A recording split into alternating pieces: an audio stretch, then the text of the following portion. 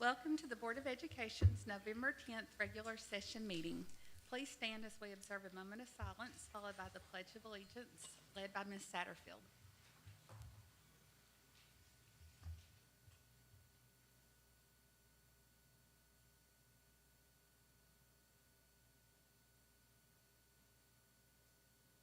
The pledge. I pledge allegiance to the flag of the United States of America and to the republic for which it stands, one nation, under God, indivisible, with liberty and justice for all.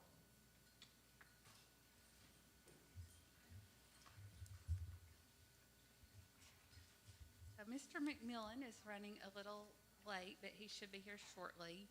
And Mr. Watson is unable to join us tonight. Veterans Day will be celebrated all across our nation tomorrow, and I want to take just a moment to recognize and thank all of our service members and veterans, as well as their family and friends who have served our country so well. Our schools will be open tomorrow, and we will be sharing lessons and holding special events in honor of these amazing heroes.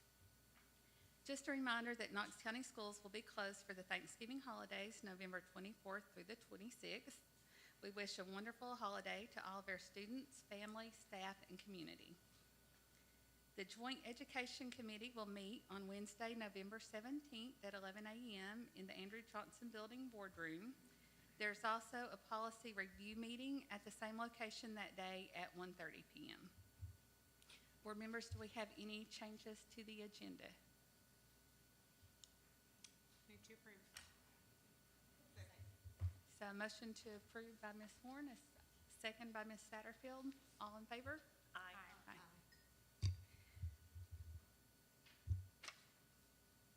And Superintendent Thomas, would you like to recognize we have some special guests tonight? Yes, ma'am. Thank you, Madam Chair. It's always a pleasure to recognize our folks and our students for their accomplishments. So tonight we have several, and I would ask the entire board, to join me afterwards for photos. It's a little bit more awkward in here than it is across the street, so we'll do all the photos together after we make the recognitions here. On September 30, Centro Hispano of East Tennessee recognized members of the community with its annual Latino Awards. Knox County Schools was well represented, and we are extremely proud that our nominees won 2 of the 3 award categories. Veronica Caldron Speed, an English language learner teacher at Hardin Valley Academy, was named the Latino Community Leader Award winner for her contributions as a catalyst for meaningful change in the Latino community. During her time at Hardin Valley, she established the Latino Student Alliance to give a voice to Latino students. She's also established partnerships with the Latino Student Success Coalition and Centro Hispano. So congratulations, Veronica. If you could please stand so we could recognize you.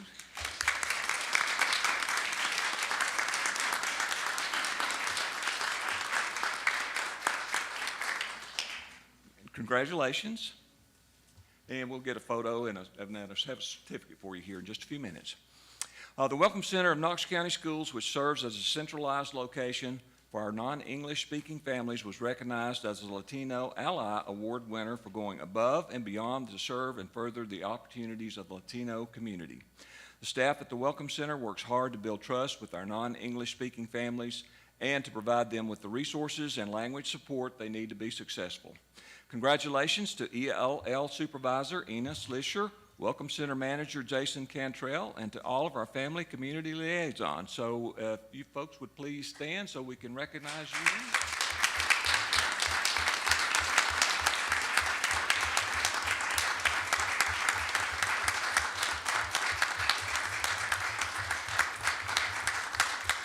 Congratulations, and again, thank you for the excellent job that you do every day for our students and families. So meaningful, so thank you. All right, as you know, we've been working on a community initiative with Ford Next Generation of Learning and Knox Education Foundation to transform our high schools so that all of our students are better prepared for success after graduation. On October 20, more than 150 school and community stakeholders met and mapped out a shared vision to begin this process, including nearly 24 students from 7 Knox County high schools. Those high schools are Austin East, Bearden, Central, Farragut, Fulton, Hardin Valley, and Carnes. This evening, we wanted to take a moment to recognize these students for their participation and for sharing their experiences and ideas for the future. While not all of the students were able to be here tonight, I would like to specifically recognize the following students who are in attendance, and my list may not be complete, but hopefully it is. So if you would please stand as I call your name and remain standing until everyone's called, then we will certainly celebrate your support and your help for this endeavor that we're doing. So let me get started with Sydney Allen. Sydney here. Okay. Ella Blair. Okay. Justice Hayes. Okay. Riley Keegan. Emily Seibel. And Leonard Weaver. Leonard here? Okay. Again, a round of applause for their students that provided so much help.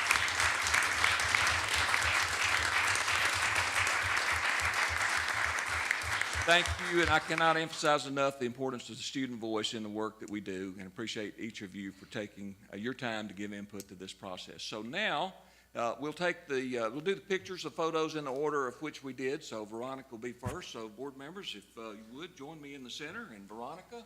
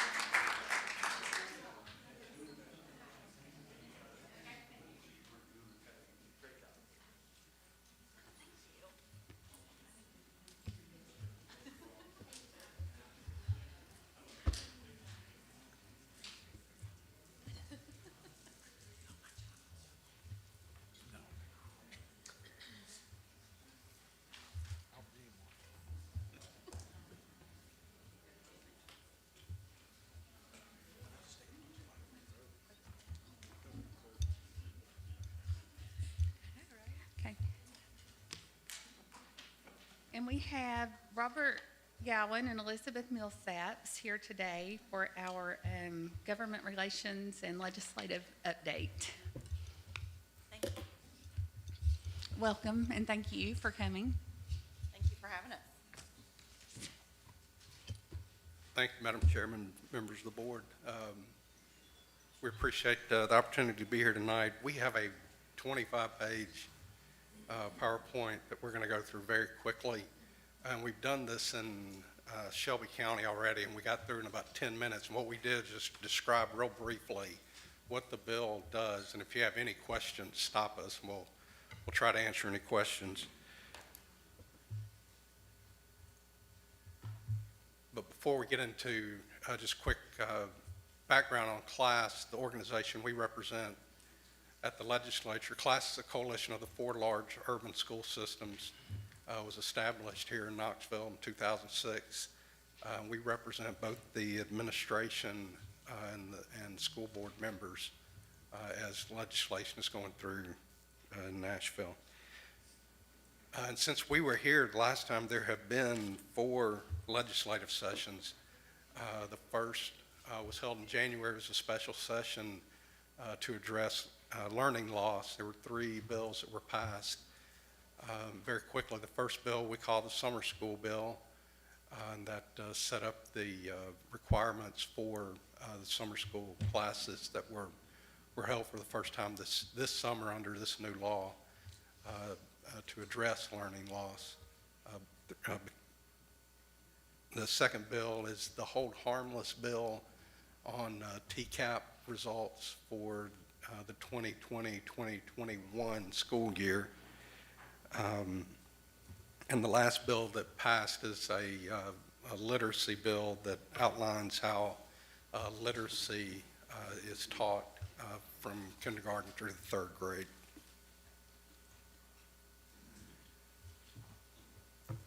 And then in our regular session this year, there were a broad range of topics that were addressed by the General Assembly. We have a list here that we'll look through a couple of those. There were several discussions around curriculum as it relates to gender, sexuality. We want to make sure that parents are aware of the information that students are receiving in schools.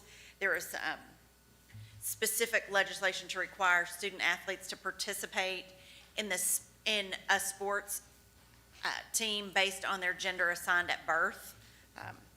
I think we've already seen some court challenges around that this year, so that's certainly something we'll be watching to see if the legislature has to come back and take additional action to address. There are some more flexibility around social emotional learning, and then the STEM Advancement Act. There was a specific bill in place to prohibit Common Core, designated curriculum. Another bathroom requirement bill we've highlighted here. And then a particular topic of discussion this year was 3rd grade retention, that we all understand that kids who are not performing well in 3rd grade are going to struggle as they move forward. And the Commissioner of Education and the Governor have spent a lot of time, energy, and resources in focusing on improving those 3rd grade outcomes. And a lot of those resources are tied toward retention for all students in 3rd grades who are not performing at grade level. We know that sometimes there are reasons, and parents may have other wishes for their own children, and the legislature has made it clear that they think that parents should be able to weigh in on those decisions for their children. So this creates some flexibility for parents to weigh in around that retention.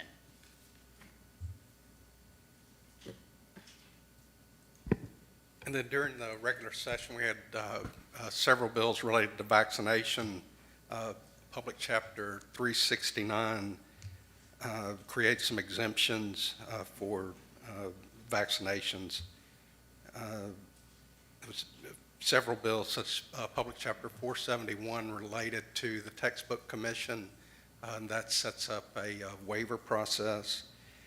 And then Public Chapter 479, the last bill on that slide, requires all districts to have an open enrollment period where students can apply to go to schools that they're not zoned for. You all have the good fortune of already having a robust open enrollment plan, so we'll already be in compliance without a great deal of effort. Public Chapter 493 deletes any references and creates a specific prohibition on critical race theory being taught in our schools.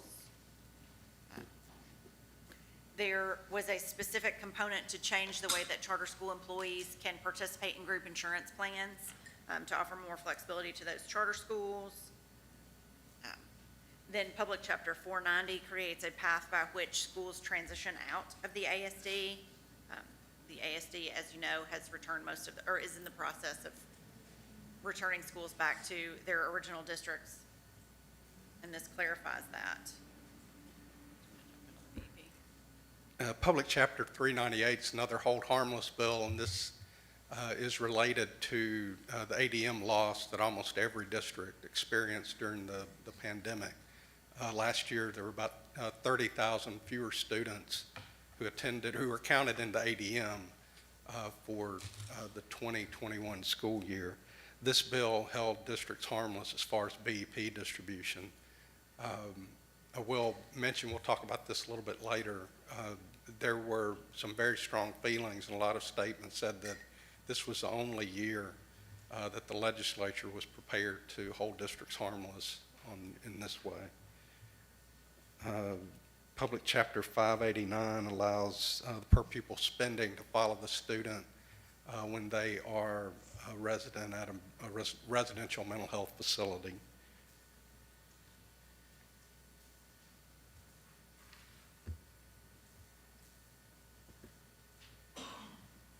Public Chapter 96 specifically addresses the authority and who can make decisions to open and close a school during a public health emergency, and gives you all very specific authority to do so.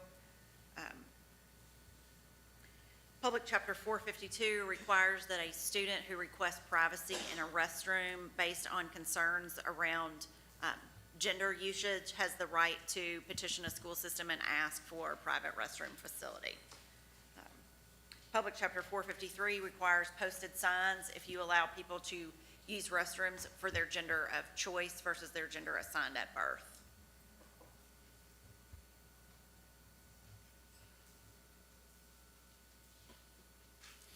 Public Chapter 513 is another vaccination bill. It is specific to the COVID-19 vaccination and prohibits mandatory COVID-19 vaccinations. We'll talk about some other bills that were passed in the just ended special session also related to this.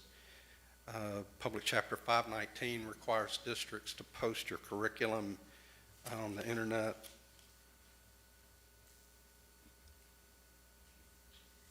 Public Chapter 161 clarifies some of the rules around reporting of child abuse to make sure that if a child has a concern about a parent or guardian, that parent or guardian is not notified without going through appropriate DCS protocols to offer additional protections for our kids.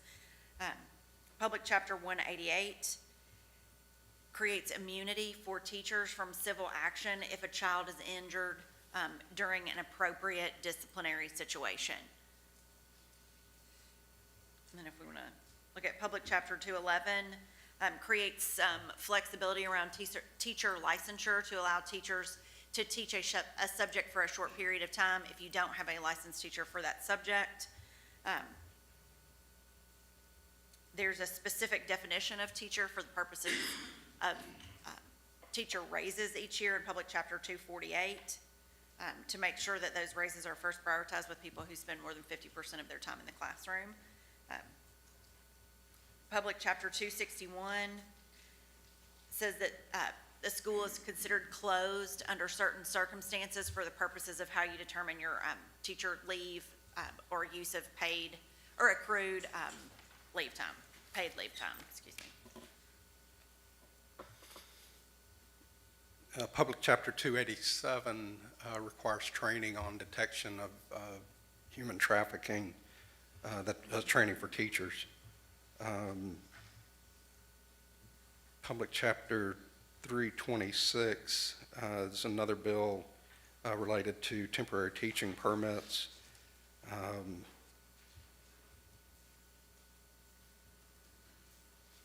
Then Public Chapter 552 allows students to take a new exam rather than retaking the ACT exam, and it's a work-ready exam that would give the student a certificate that they could use when they start to look for a job.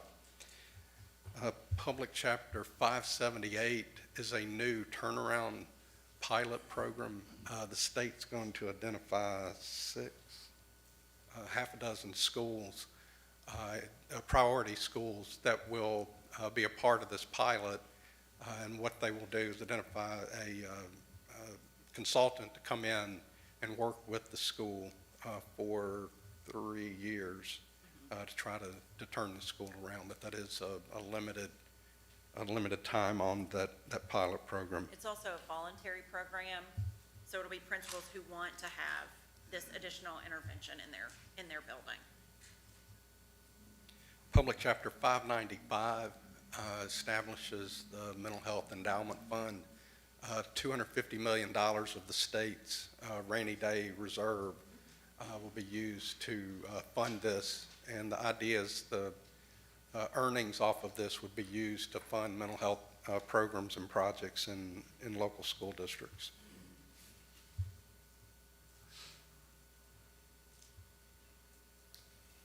Public Chapter 125 on page 16 creates a path for reciprocity for teachers who are licensed in other states, who previously would have had to retest to be licensed in Tennessee. Public Chapter 310 streamlines the procurement process a little bit so that it allows you some more flexibility around your procurement process. Public Chapter 335 offers some additional protection around your school safety plans and cybersecurity to make sure that those are not shared in a way that someone nefarious might be able to access them, and adds additional cybersecurity requirements into your school safety plans. Public Chapter 378 changes the notification date when you have to notify a teacher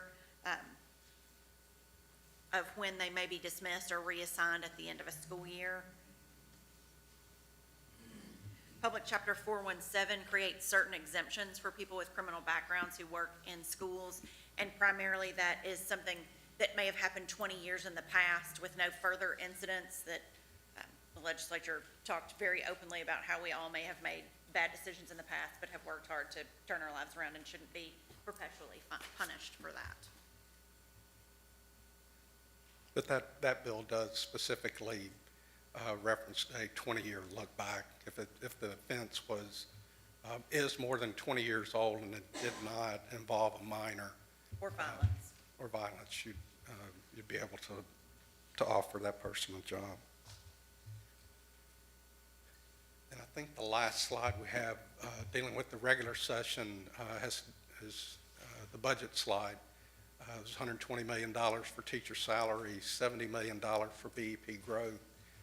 And you can see the rest of those numbers, including the $250 million investment in the Mental Health Trust Fund.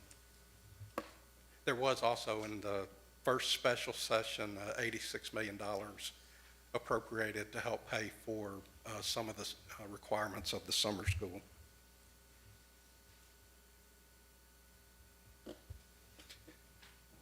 And then I guess 2 weeks ago, we were in the last special session, the second special session of October, and that slide has what we refer to as the COVID-19 omnibus bill. And we know you've heard a lot about this bill. There's been a question whether and when the governor would sign the bill. He said this afternoon that he would sign the bill and indicated he would sign that on Friday. And that's important because every part of this bill becomes effective as soon as he signs it. And I'm sure you're familiar with a lot of the provisions. It does prohibit school districts from mandating COVID-19 vaccines and prohibits adverse action if a person refuses or does not receive the vaccine.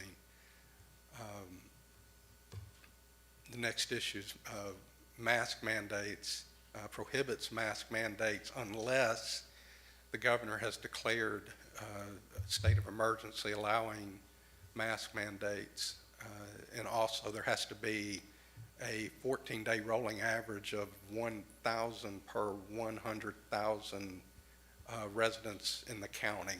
It is measured by the county. And even if those things are in place, the mandate would have to be requested by the school principal to the district school board. If that's approved, the district would have to provide N19 masks to persons, so that's everybody that would be coming into the school 12 years or older, and similar masks to the N19 masks would have to be provided to anybody younger than 12. And the part where a lot of people have been speculating may be challenged, there's an allowance for an ADA opt-out, and the way the bill is drafted, it may be in conflict with federal law. But those are the provisions around the mask mandate. The other part of the bill gives the Commissioner of Health sole authority to determine quarantine guidelines. And then the bill prohibits any use of public funds for enforcement of federal COVID-19 related mandates. I'll stop right there, see if there are any questions. Again, it's our understanding the governor is going to sign that bill later this week. The second big piece of legislation from our special session last week was Senate Bill 9009, which allows for the partisan election of school boards. That will be determined by your local party chairs, that it allows both a partisan or nonpartisan option, but your local Democrat and Republican parties will determine whether or not they want to have a primary for each of your races.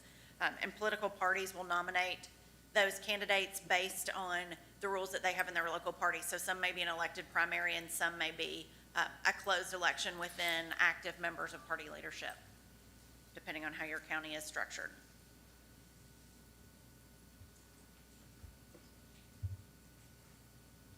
And before we talk about issues that we're going to be watching in 2022, I wanted to give a quick update on the Education Savings Account.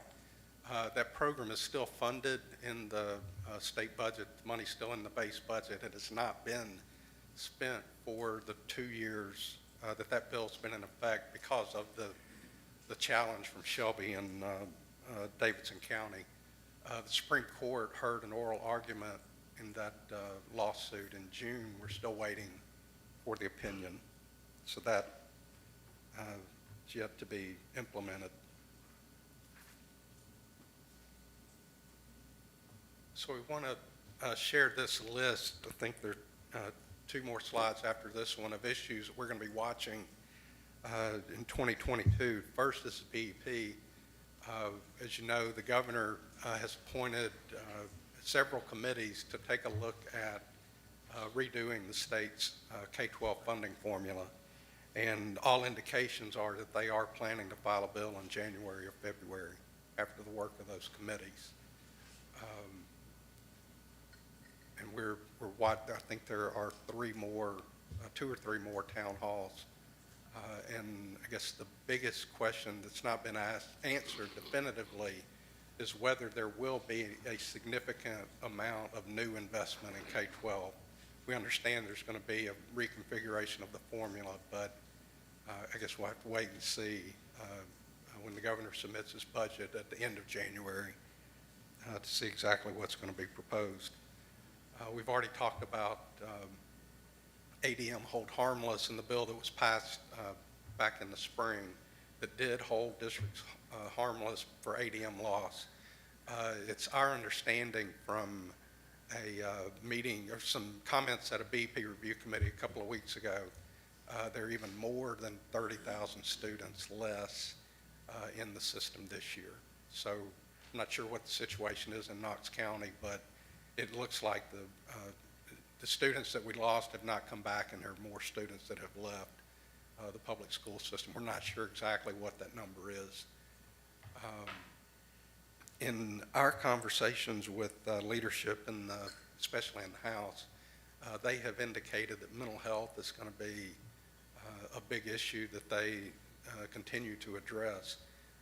And one of the ways they have talked about possibly addressing that is funding more nurses and counselors. So that's something that we have pushed for several years. So we hope that this is the year that they finally lower those ratios.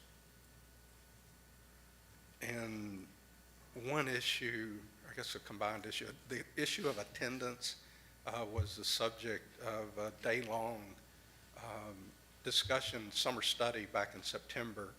And so we expect that there to be legislation brought about chronic absenteeism and truancy. Truancy has been a subject of recent legislation. But there is a concern that even before COVID, that the instances of chronic absenteeism were too high across the state. And that's an issue we learned in the summer study. It's not necessarily something aimed at the urban districts. It's a problem all across the state. And then after the new required summer school, we are hearing that there may be proposals for year-round school. Obviously, that will cost money. We think more than the $86 million that was appropriated for summer school this year, but that is something that we've heard from several legislators that they are interested in discussing. Testing is a perennially hot topic at the legislature, and we feel like this year, after the legislature having accommodated a lot of flexibility around testing, that it's something they will talk about quite intensely. We will still look at additional hold harmless penalties for teachers, students, classrooms, school buildings. We'll look at a testing calendar. I think that part of the discussion of year-round school means that testing window may look different next year because of where our calendar days might fall. Testing time limits and paper and online testing are a hot topic that I know that it's much easier and faster to score your results on an online test, but there are a number of legislators, particularly in rural areas, who don't feel that is appropriate for students just yet, that they don't necessarily have the online skills that they might need. So we anticipate a lot of discussion around that this year. We also saw a lot of discussion last year around ACT in lieu of 10 Ready, that's already a nationally accredited test. Every student takes it already. Maybe we could use that in place of 10 Ready, as 10 Ready has struggled with some implementation in the past, so we'll continue to look for those. We have to be certain that we are prepared to meet new additional federal standards for average measurable objectives. And I think that there is a policy discussion around shifting from standardized testing to progress monitoring to see how students grow throughout the year, which certainly for younger children is something that I think we all would love to see more robust discussion around. The legislature has strong feelings about TVOS, and we know that TVOS is important to monitor growth in successful schools. It's important to see changes in schools that are struggling. So we will be watching to see how the legislature deals with looking at TVOS again next year. On those last two issues, I'll mention real quickly, we have spent in the last 10 or 15 years, I've been involved with education policy. We spend a lot of time paying attention to what Florida does. And you may have seen a few weeks ago, Governor DeSantis proposed a shift away from standardized testing to progress monitoring and evaluation of teachers, and spoke very strongly against continuing standardized tests. So it'll be interesting to see if that becomes a national conversation. But that's the end of our presentation. Be glad to try to answer any questions. We have one more. Sorry, we have one Okay. more. Our presentation is very long. We try not to give you guys so much information all at once, but there's just been a lot this year. We will monitor the use of TANF funds in schools this year. That Tennessee has a large reserve of temporary assistance for needy families, and there are some specific school services that may fall under that umbrella. So we'll be watching as the legislature develops their process. The legislature has allocated a certain portion of those TANF dollars for grant programs. So we'll be watching to see if there are school services that fall underneath that umbrella. Class size ratios are something that we're going to look at The legislature has talked quite a bit about flexibility around class sizes. A through F grading for school buildings is a perennial topic of discussion here at the legislature. That was postponed this past year because of all the hold harmless provisions for COVID. We anticipate that will be something that will be discussed again.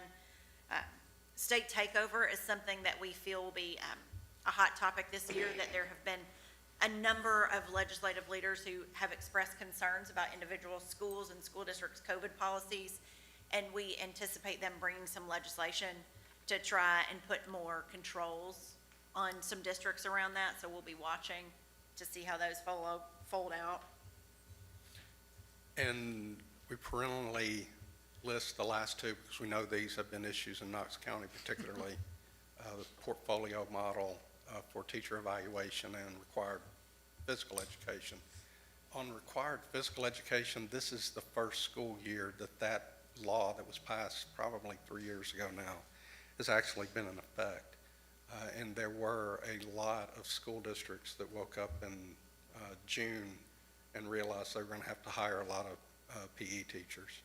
That was not the assumption that was put forth whenever that bill was being passed. We know that you had that experience, or you realized that a lot earlier than a lot of other districts, but we expect some discussion on that because this is the first year that that's been implemented.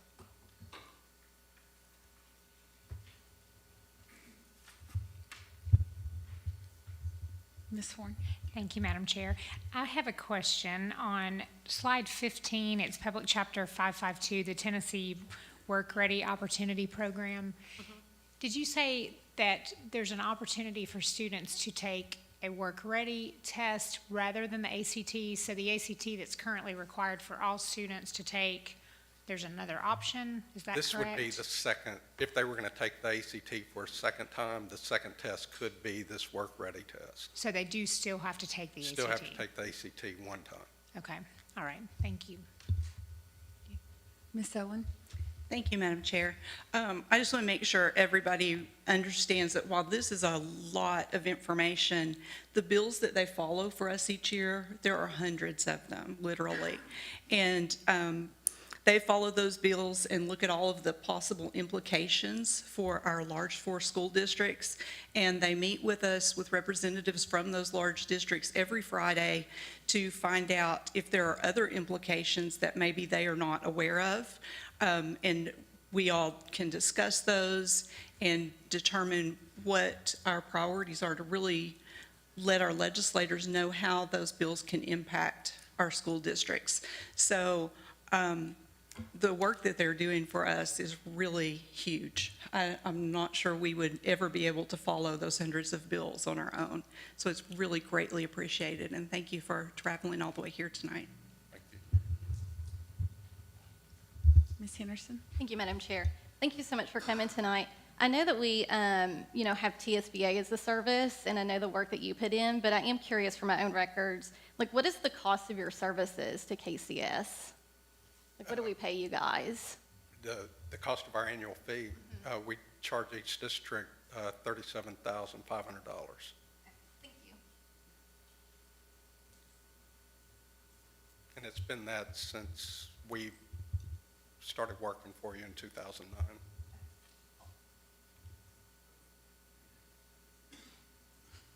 So does anyone else have any other questions? Okay. Thank you for coming. Thank y'all. And traveling and for the update. Thank you. As the parents of public school children, we appreciate getting to come and see you guys celebrating your own kids and seeing the work that you're doing. So we enjoy working for you and are glad to be here. Thank you. Thank you.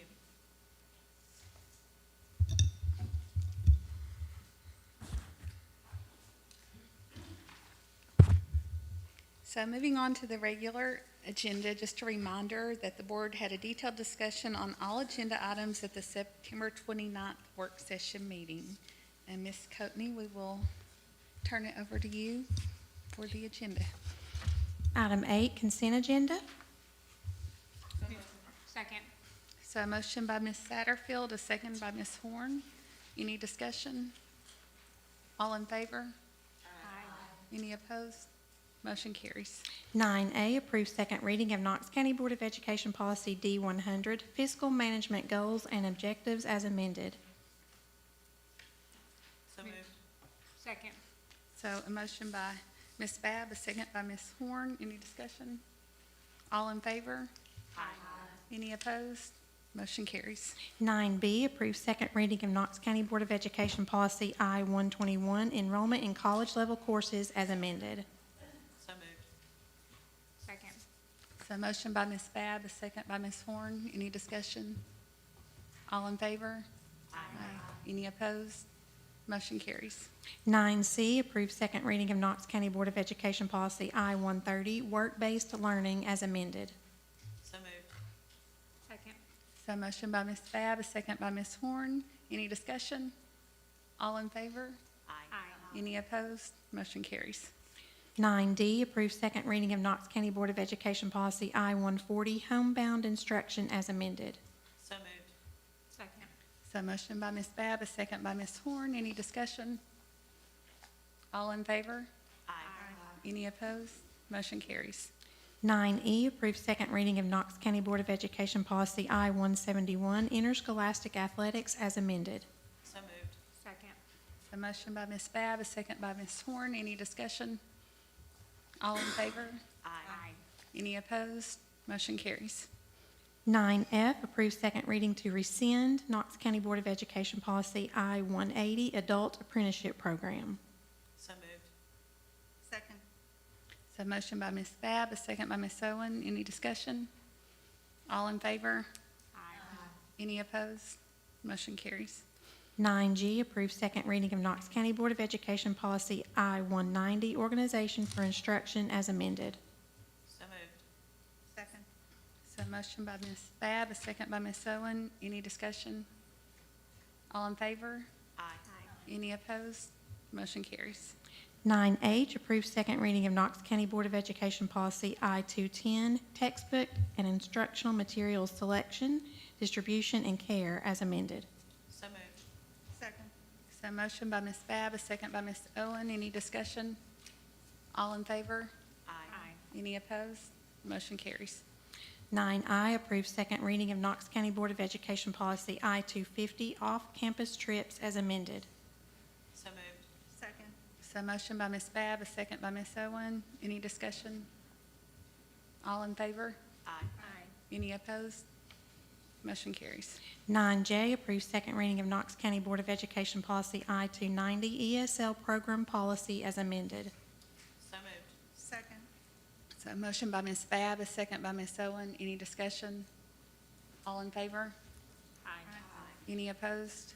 Motion carries. 9K, approve second reading of Knox County Board of Education Policy I-370, Graduation Requirements as amended. So moved. Second. So a motion by Ms. Babb, a second by Ms. Owen. Any discussion? All in favor? Aye. Any opposed? Motion carries. 9L, approve second reading of Knox County Board of Education Policy I-440, Wellness Policy, Nutritional Standards for Food Items Sold as amended. So moved. Second. So a motion by Ms. Babb, a second by Ms. Owen. Any discussion? All in favor? Aye. Any opposed? Motion carries. 9M, approve second reading to rescind Knox County Board of Education Policy I-441, Wellness Policy, Physical Activity. So moved. Second. So a motion by Ms. Babb, a second by Ms. Owen. Any discussion? All in favor? Aye. Any opposed? Motion carries. 10A, approve receipt of Tennessee Department of Education Safe Schools Grant for the 2021-2022 school year in the amount of $1,306,422.31, with required matching funds in the amount of $474,950 that will be provided by in-kind services. So moved. Second. So a motion by Ms. Horn, a second by Ms. Babb. Any discussion? All in favor? Aye. Any opposed? Motion carries. 10B, approve receipt of Tennessee Arts Commission student ticket subsidy grants for the various Knox County schools in the total amount of $48,731 designated to tickets and related costs for in-person or virtual field trips to art events. So moved. Second. So motion by Ms. Owen, a second by Ms. Bab. Any discussion? All in favor? Aye. Any opposed? Motion carries. 10C, approve receipt of Dollar General Literacy Foundation grants for Adrian Burnett Elementary School, Cedar Bluff Elementary School, Inskip Elementary School, and Hardin Valley Academy in the total amount of $10,000 to be used as outlined in each school's proposal. So moved. So a motion by Ms. Owen, a second by Ms. Henderson. Any discussion? All in favor, say aye. Any opposed? Motion carries. 10D, approve receipt of Tennessee Foundation for Agriculture in the Classroom grant for Southville Middle School in the amount of $250 to be used for the school's outdoor classroom. So moved. Second. So a motion by Ms. Satterfield, a second by Ms. Bab. Any discussion? All in favor? Aye. Any opposed? Motion carries. 10E, approve user agreement and UWorld AP Success Grant for student licenses to an ACT learning platform for the 2021-2022 school year, valued at $10,800 for Austin East Magnet High School. So moved. Second. So a motion by Ms. Satterfield, a second by Ms. Bab. Any discussion? All in favor? Aye. Any opposed? Motion carries. 10F, approve donation of 1.1 acres of land from the Little Rabbit Holdings LLC located at Clinton Highway, parcel ID tax ID 055052, with a tax appraisal of $52,700. So moved. Second. So a motion by Ms. Bab, a second by Ms. Owen. Any discussion? All in favor? Aye. Any opposed? Motion carries. 11A, approve contracts with E-Loop Green Company Incorporated, Helton and Associates Incorporated, and Neo Corporation for provision of asbestos abatement and demolition services for the term of December 1, 2021 through November 30th, 2022, which may be extended for an additional 4 years, not to exceed a cost of $500,000 annually using maintenance and operation general purpose funds. So moved. Second. So motion by Ms. Bab, a second by Ms. Horn. Any discussion? All in favor? Aye. Any opposed? Motion carries. 12A, approve fiscal year 2022 general purpose budget line item transfers in the amount of $85,589 for the period July 1, 2021 to September 30th, 2021. So moved. Second. So motion by Ms. Horn, a second by Ms. Bab. Any discussion? All in favor? Aye. Any opposed? Motion carries. 12B, approve fiscal year 2022 capital improvement plan budget line item transfers in the amount of $103,540. So moved. Second. So motion by Ms. Bab, a second by Ms. Horn. Any discussion? All in favor? Aye. Any opposed? Motion carries. 12C, approve increase of $85,200.07 to amount of construction contract with Merritt Construction Incorporated for renovations and additions at Powell High School. Second. So motion by Ms. Bounds, a second by Ms. Bab. Any discussion? All in favor? Aye. Any opposed? Motion carries. 12D, approve increase of $100,000 to amount of construction contract with Path Construction Northeast Incorporated for the Gibbs High School Stadium Replacement Project. So moved. Second. So a motion by Mr. McMillan, a second by Ms. Bounds. Any discussion? All in favor? Aye. Any opposed? Motion carries. 12E, approve schematic design of West High School softball facility by George Armour Ewart Architect. So moved. Second. So a motion by Ms. Bab, a second by Ms. Owen. Any discussion? All in favor? Aye. Any opposed? Motion carries. 12F, accept annual charter school monitoring report for Emerald Academy. So moved. Second. So motion by Ms. Bab, a second by Ms. Owen. Any discussion? All in favor? Aye. Any opposed? Motion carries. 12G, approve second amendment to charter school agreement with Emerald Academy. So moved. Second. So motion by Ms. Bab, a second by Ms. Horn. Any discussion? All in favor? Aye. Any opposed? Motion carries. 12H, discussion and possible action on superintendent search. So moved. Second. So a motion by Ms. Satterfield, a second by Ms. Henderson. And Ms. Satterfield, did you want to Yes, speak to this? thank you. We will also need to take, we'll take 2 votes within this conversation. But before we go there, I also want to bring your attention to what the website will look like starting first thing tomorrow morning. That's the screenshot of these 2 pieces of paper here. So be sure to look over that, and if you have any questions about the timeline and the search. So, Gary, I'm going to present 2 different motions. So I should start with the first one, within this conversation of the vote that we're in, right? All right, cool. Everyone know what we're doing.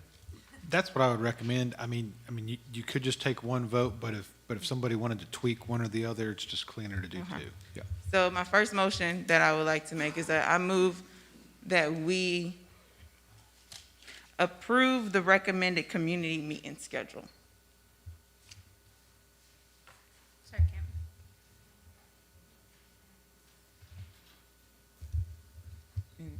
So do we have, We need a first and a we second. have a first and a second on the community meeting schedule, right? And we do have some public forum on that too.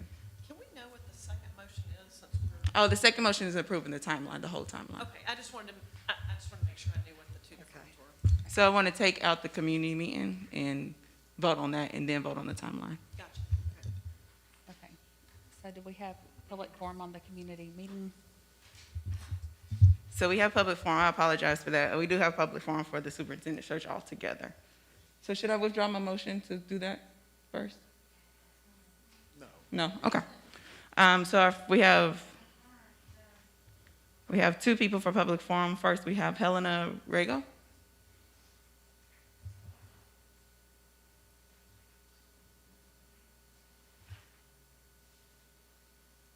No? Okay. And next we have Lance McCoy. Please state your county residence, and you have 3 minutes to speak. Thank you, Lance McColl, Knox County. I spoke to you guys last week, and some people said, you need to tell them that again. So here I am. I want to say that I think you guys are being too hasty with this plan. The last time we hired a superintendent, we had an interim superintendent who did a fine job of keeping things going while we did a careful search. We have many fine staff within the administration who could be interim superintendent while we took our time to do a careful search. And I don't think it's really necessary to take the aggressive schedule that you guys have done.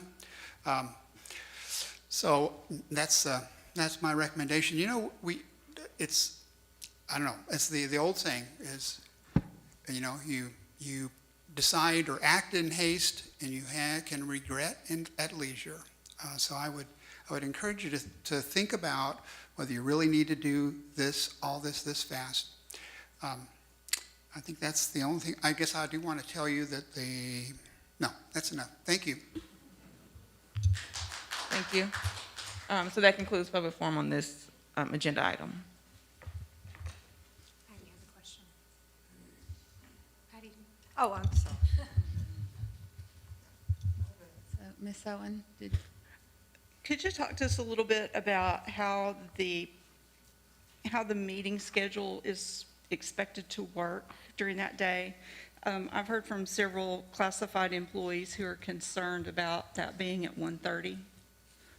Are we expecting anyone who wants to be there, or is it just a focus group? What exactly are we looking at? Yes, so that was how we did ask that as well. So this recommended schedule is for the idea of people to come, but anybody can attend any meeting. So if someone can't make it to the 1:30, they can come to the 6 o'clock. The same questions are going to be asked at all of the meetings. It's just the recommendation was that they have it within those groups because they usually have similar themes on what they want and what they're looking for. So it just makes it that much smoother. But anybody can come to any meeting. Again, I just want to reiterate that she did request that board members only attend that first meeting and not attend the other ones, but you're free to go to wherever you like to. can I ask about that? So they want us to come to the classified employee one? No, we're going to the Betsy, Okay, I'm just looking, I'm looking at these 4 meetings here. Are there more meetings am I not seeing them? Online, there's one that's at 11:30. Oh, okay, I'm sorry. Yeah, there's one in the morning that they recommend we come to. And then the other ones would be geared towards those other groups, but anybody is welcome to attend if they cannot make a certain time. What So- time is the morning? 11:30. Same place?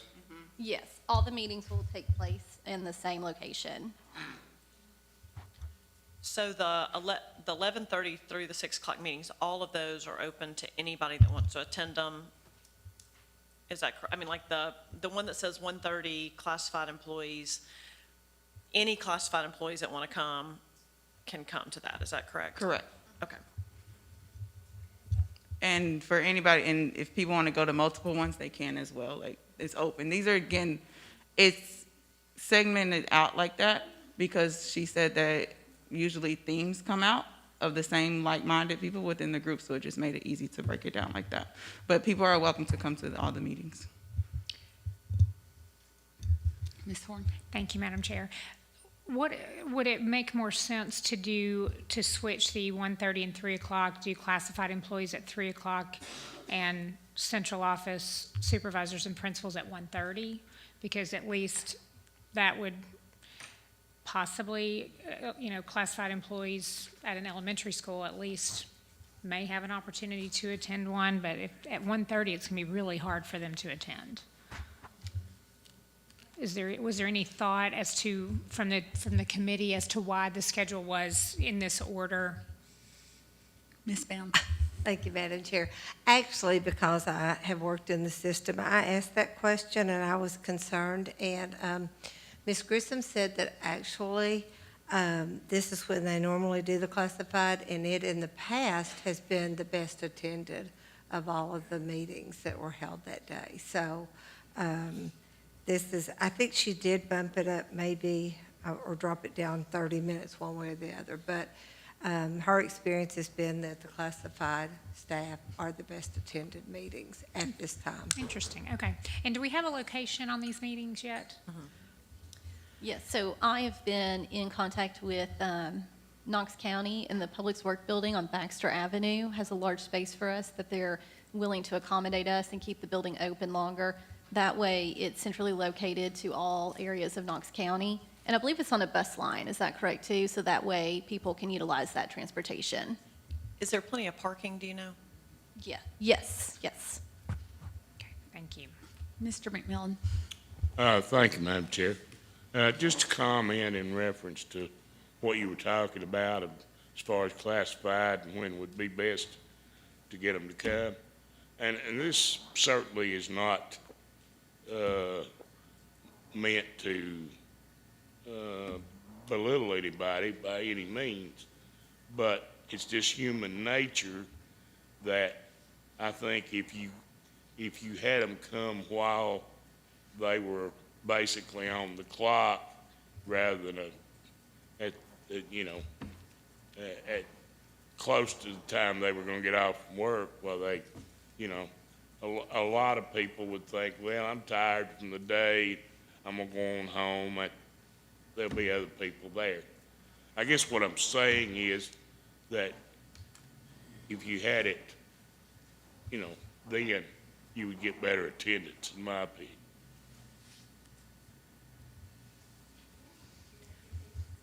Ms. Bound? Yeah, this might be a question for Mr. Thomas. With the classified employees, how are we working with the schools to be able to allow them to leave? I mean, is there a plan to be able to let that happen? Because I'm sure that will come up very quickly. No, there's not one right now. Let's just saw this this evening, so yeah. But we'll make it available for folks to attend that want to attend. We'll work that out so that there's no problem work-wise. Ms. Owen? Thank you, Madam Chair. I'm concerned that the letter really doesn't make it clear what the process is at all. So It's the letter that's in the packet. Okay, so what recommendations do you have to add language to make it clear? I think I would start over, because it just really says that, it says when these things are taking place. Can you tell us which one you're looking at? Forum invitations? Yes, proposed forum invitations. It says when these are, but this one is just, looks like this is just the community invitation from 6 to 7.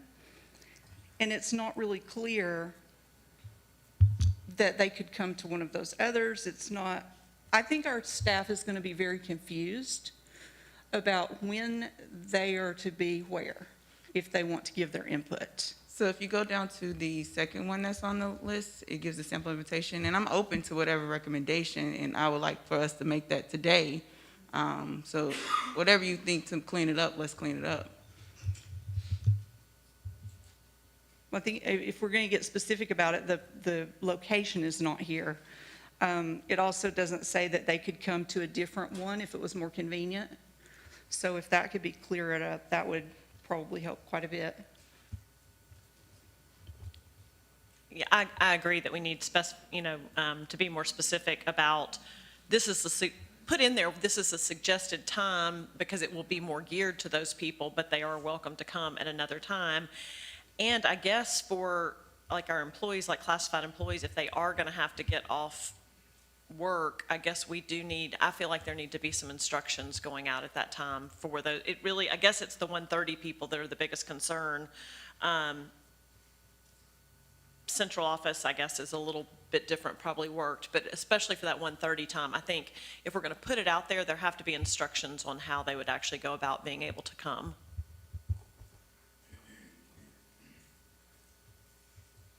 I'll accept those changes, or those recommendations. Are we good there, Terry? Okay, cool. All right. Should I state the motion again? Or you're the first one, right? I move that we accept the proposed community meeting with the recommended changes in the invitations for the superintendent search. Okay, so we have a motion and by Ms. Henderson, a second by Ms. Mounds. Or Ms. Satterfield made the motion. And Ms. Henderson really needs to second it because she. Okay, so we seconded it don't need, first so, time. okay. So she's okay So, with the change. Ms. Satterfield made the motion. Ms. Mounds has seconded it. So are we done with discussion? This is, The first time Ms. Satterfield made the motion, Ms. Horn seconded it. Oh, I did? oh, I thought Ms. Henderson did. Ms. Satterfield made a motion to approve the recommended meeting schedule, and Ms. So Horn I seconded. need to accept the, so yes, I do. I'm sorry, I thought Ms. Ms. Henderson did. So sorry, my fault. okay, so we I'm have the good. motion by Ms. So it's- Satterfield, a second by Ms. Horn. It's a friendly substitute motion. Yes, Friendly totally fine. substitution. Correct, yes. Okay. Thank So- you, so sorry. Right. Okay, so any discussion on the substitute motion to change? I have a question, not really about that, but looking at the timeline, now, we'll attend these meetings, at least one of them, and we're going to take that information as well as other information and opinions of ours, and on December the 8th, we're going to use all that to adopt the criteria? Yes. Okay. I just want to make sure. Thank you. But you're recommending that we go to the 11:30, all of us? Yes. Yes. Ms. Owen? Thank you. I would like to see some additional community meetings. However, I'm good with this schedule with TSBA. So I think under the second motion is where I would discuss some additional meetings. But I just want to throw that out there. Thank you. Okay, so any more discussion? on this motion? By Ms. Satterfield and seconded by Ms. Horn. All right.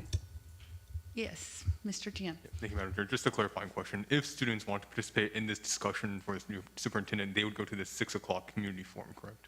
Yes, if they want to participate in what TSBA has provided, they are open to go to the public, they're open to go to whichever one they want to go to. But the one that people do not follow within those categories, the public forum one is available for that one. But you're open to go to anyone that you want to go to. And is there any specific, community input provided by TSBA that students can participate in? One more time? Is there any specific way that students can participate through this TSBA program, sorry? There's a survey. There's a survey or the meeting, yes. Those two things? Yeah, those two options. And then whatever board member Owen's going to present for after. Okay. But within this system and in this process with TSBA, it's the public forum meeting for students and the survey as well. Okay, thank you. Okay. So we are voting on the community meeting schedule with the friendly amendment that you've made the motion, Ms. Horn has seconded, and I don't see anyone else with their microphones down. So all in favor? Aye. Say aye. Any opposed? Motion carries. Second motion I would like to present is that we approve the recommended timeline for the superintendent search. Second. Okay, so motion by Ms. Satterfield, a second by Ms. Babb, and any discussion? Ms. Owen? Thank you, Madam Chair. I would like to see our timeline expanded, and I don't have a specific recommendation, but I would like to see, basically, instead of adopting the criteria on December 8th, I would like to see that moved out at least a month so that we can provide some time for additional community input and for student meetings. I think our goal in looking for a good candidate shouldn't be put in this box of getting someone quickly. I'm much more interested in getting someone who really wants to be here and someone we really want than someone who may be applying to be a superintendent wherever, and they might take some other position. If that's where they are, I don't think that's who we want. I think we want someone who wants to be here. So I think stretching out this timeline would be very valuable to us in ensuring that we have what we're really looking for. Ms. Bounce? Thank you. I'm in favor of keeping the timeline, but I thought, help me out, Betsy and Ms. Satterfield, if we weren't going to possibly have other meetings just like towards 1st of January or whatever. Was I incorrect on that? I mean, I don't see pushing it out. I think other meetings can be put. The December 8th is just to adopt the criteria. Yes, so December 8th is to adopt a criteria that is very standard, so to say. There's room for more like that she can then put on the brochure that goes out to the searches, right? And so during that time that the brochure is out there, we can still collect we can have as many meetings as we want to. And so, yes. So like, the criteria is not dependent upon these other meetings, so the other meetings can be taking place without messing up the timeline, and that still gives us an indication of what the public wants in a superintendent, but it doesn't necessarily change the board's criteria or the criteria that comes in through the surveys. And I think that additional information that we could potentially get after the 8th is Right. information for us to make sure that we're looking for those things in the candidates that are presented. So maybe schedule through whoever or however schedule some meetings in January before the selection of candidates, or even in December would be my suggestion. Ms. Babb? A couple of questions. I don't see the stakeholder survey on the timeline. Is it starting tomorrow, or Yes, so that's why if we are changing this, we need to sit here and figure the timeline out for the rest of the day because the website goes live tomorrow. Okay, no, I'm fine with that. I just wasn't sure because I wasn't really seeing it on here. So the survey will start, and I do think, let me see, does it say on here when the survey starts and when it ends? If it doesn't, I think on this webpage, I think we need to be very specific of when the last date is for people to take it. That would be my one thing. And then this is just a question on the process, and I feel like the three of y'all have talked to Tammy a lot more. So recruit quality candidates, and then early February, it says select candidates. Who selects the candidates? So say we have 100 people apply, who gets it down to the three, or how does that happen, getting it down to the three that we're actually interviewing? Can y'all speak a little bit more to that? To my understanding, TSBA will bring us 3 final candidates that the board will then choose. Okay, so we won't have any sense of who else has applied besides those 3 people? I mean, I think we can look through all of them, yeah. Okay. I mean, we can Well, look yeah, I through guess everybody's resume. it's not Yeah, closed. correct, everything's open. Okay, so, And you, Oh, go ahead. No, well, if I may, Yeah. she said in the very first time we talked with her, when she was on Zoom, she said that we could, if there were candidates that a board member or a board wanted to review that weren't in the top 3, that we could review those. Is that correct? Right, yeah, you can pull them out, yeah. But then how would we be able to move those to potential candidates for all of us to consider? yes, I'm kind of wondering, like, and this is going a little bit to what Ms. Owens has talked about, and I'm also not trying to push the timeline. I mean, I actually do want us to move this along, but if we are having more community meetings that are going to impact who we're looking for and what we're looking for in a candidate, that really only lets us look at those 3 people with those criteria. Is that right? So, Because really, it's really the 3 that we're really going. Mr. Dufour, can you speak to that a little bit? Because I think we had a conversation about that as well. Okay. Yeah, I'd be happy to. Thank you, Madam Chair. So the board's in charge. I mean, even though you have this search firm helping you out.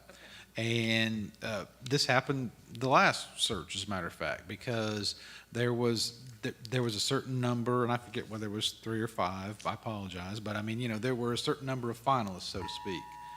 Hang on. But,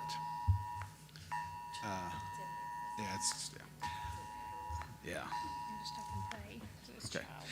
But once those finalists were brought before the board, you know, one or more board members decided, hey, we want to elevate, you know, another candidate up to the top. That can be done easily, you know, and that just needs to be one board member asking that be done. And then, you know, at that point, let's say it's 5, or in this case, it's going to be 3, and you say you wanted a 4th or a 5th. Not a problem, that's done, and then the entire board at that time is looking at, say, 4 or 5 instead of just 3. If they all decide.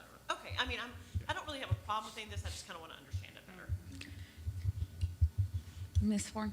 Thank you, Madam Chair. I'm assuming if we wanted to, we could ask for the top 5 candidates. So we may want to do that. We may want to say, we want to see the top 5. Yeah, so the recommendation for the 3 only is because we have those full days that will be of the candidate going around and consuming staff and consuming school.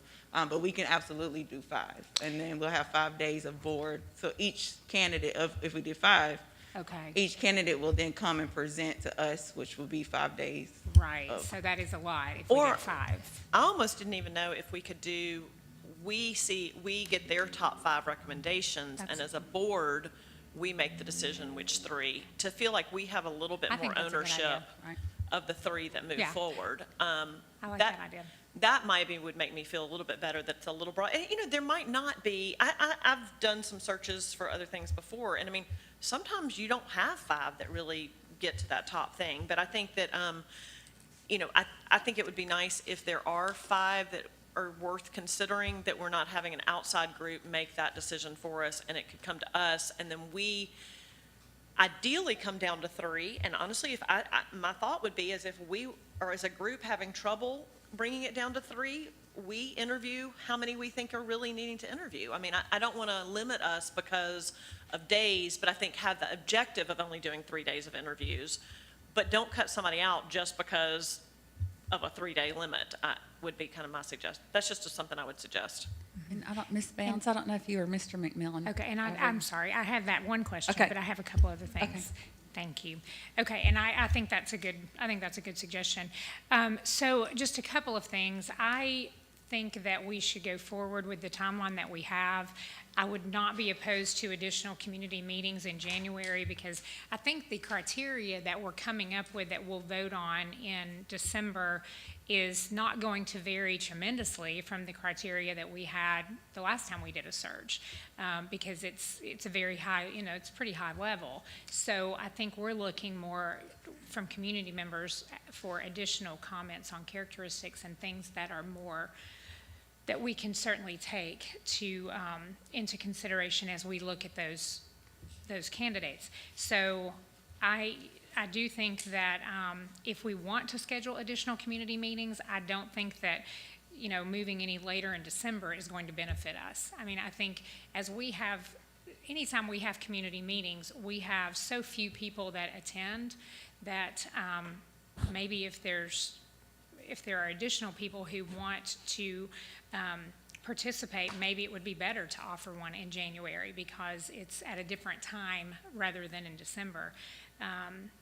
And I think those were my comments.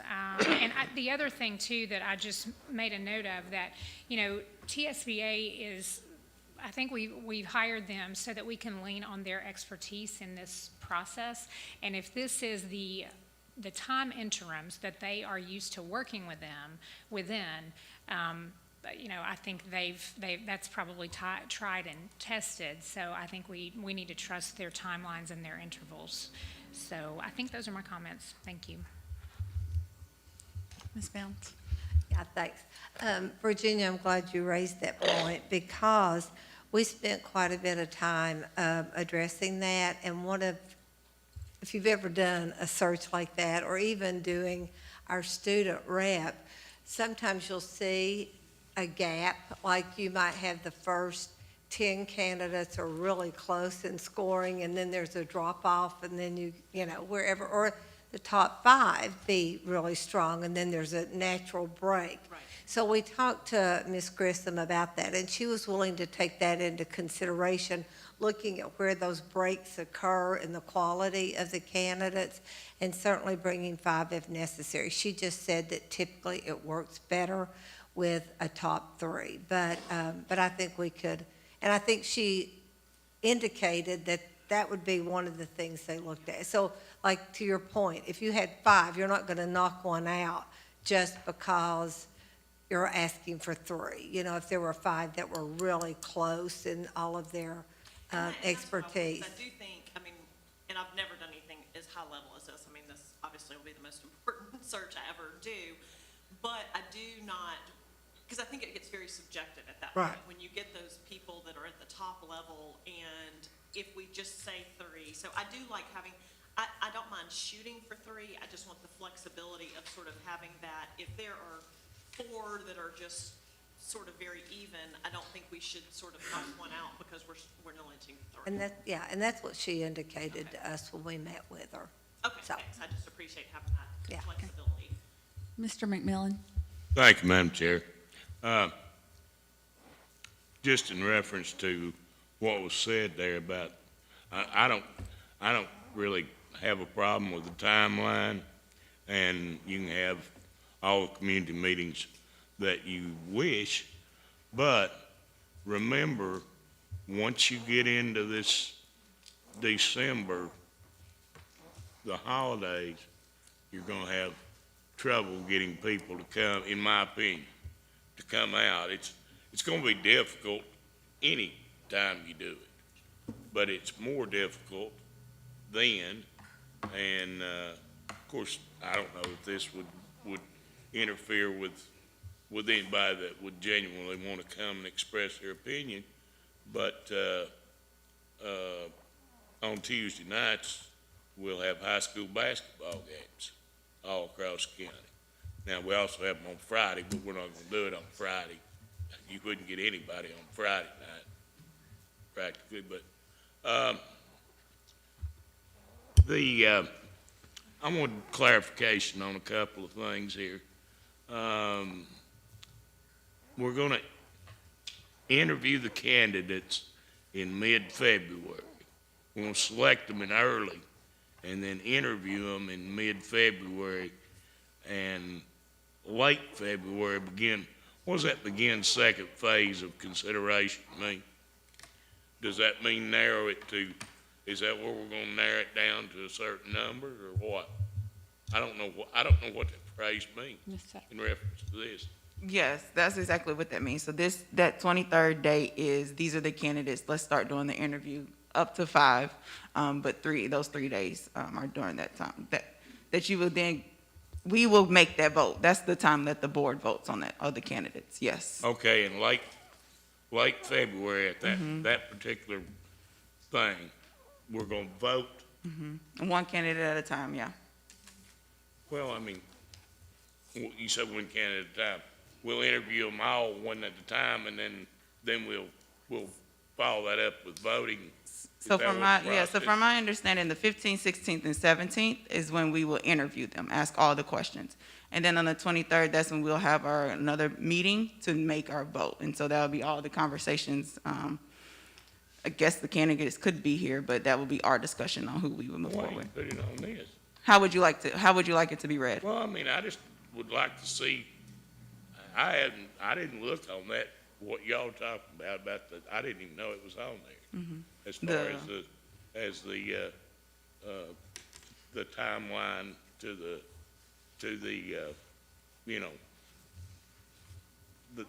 that aspect of it. You said there were two things, this. And the online, so you're wanting it to explicitly say board takes vote? Well, just explain it a little bit more to the public, as to what the process is.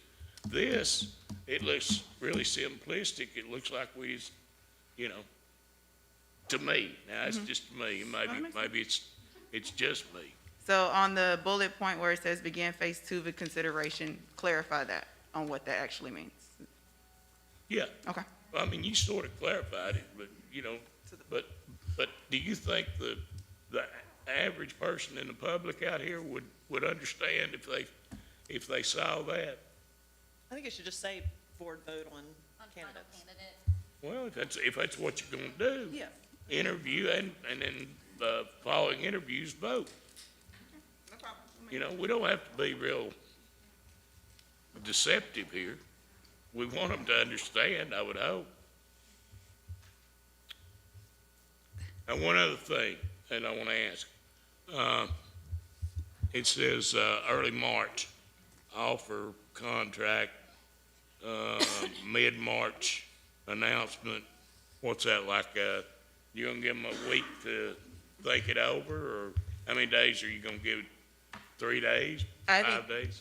I think that's more of the conversation between the search foreman. I mean, we can make our own, but that's a conversation with the search firm and then the candidate to decide when they want to take it. I don't expect the candidate at this level to immediately. Why would it be between the firm? We're the board. Yeah, so we can set the timeline. If you want to say you have to respond in 5 days, you can.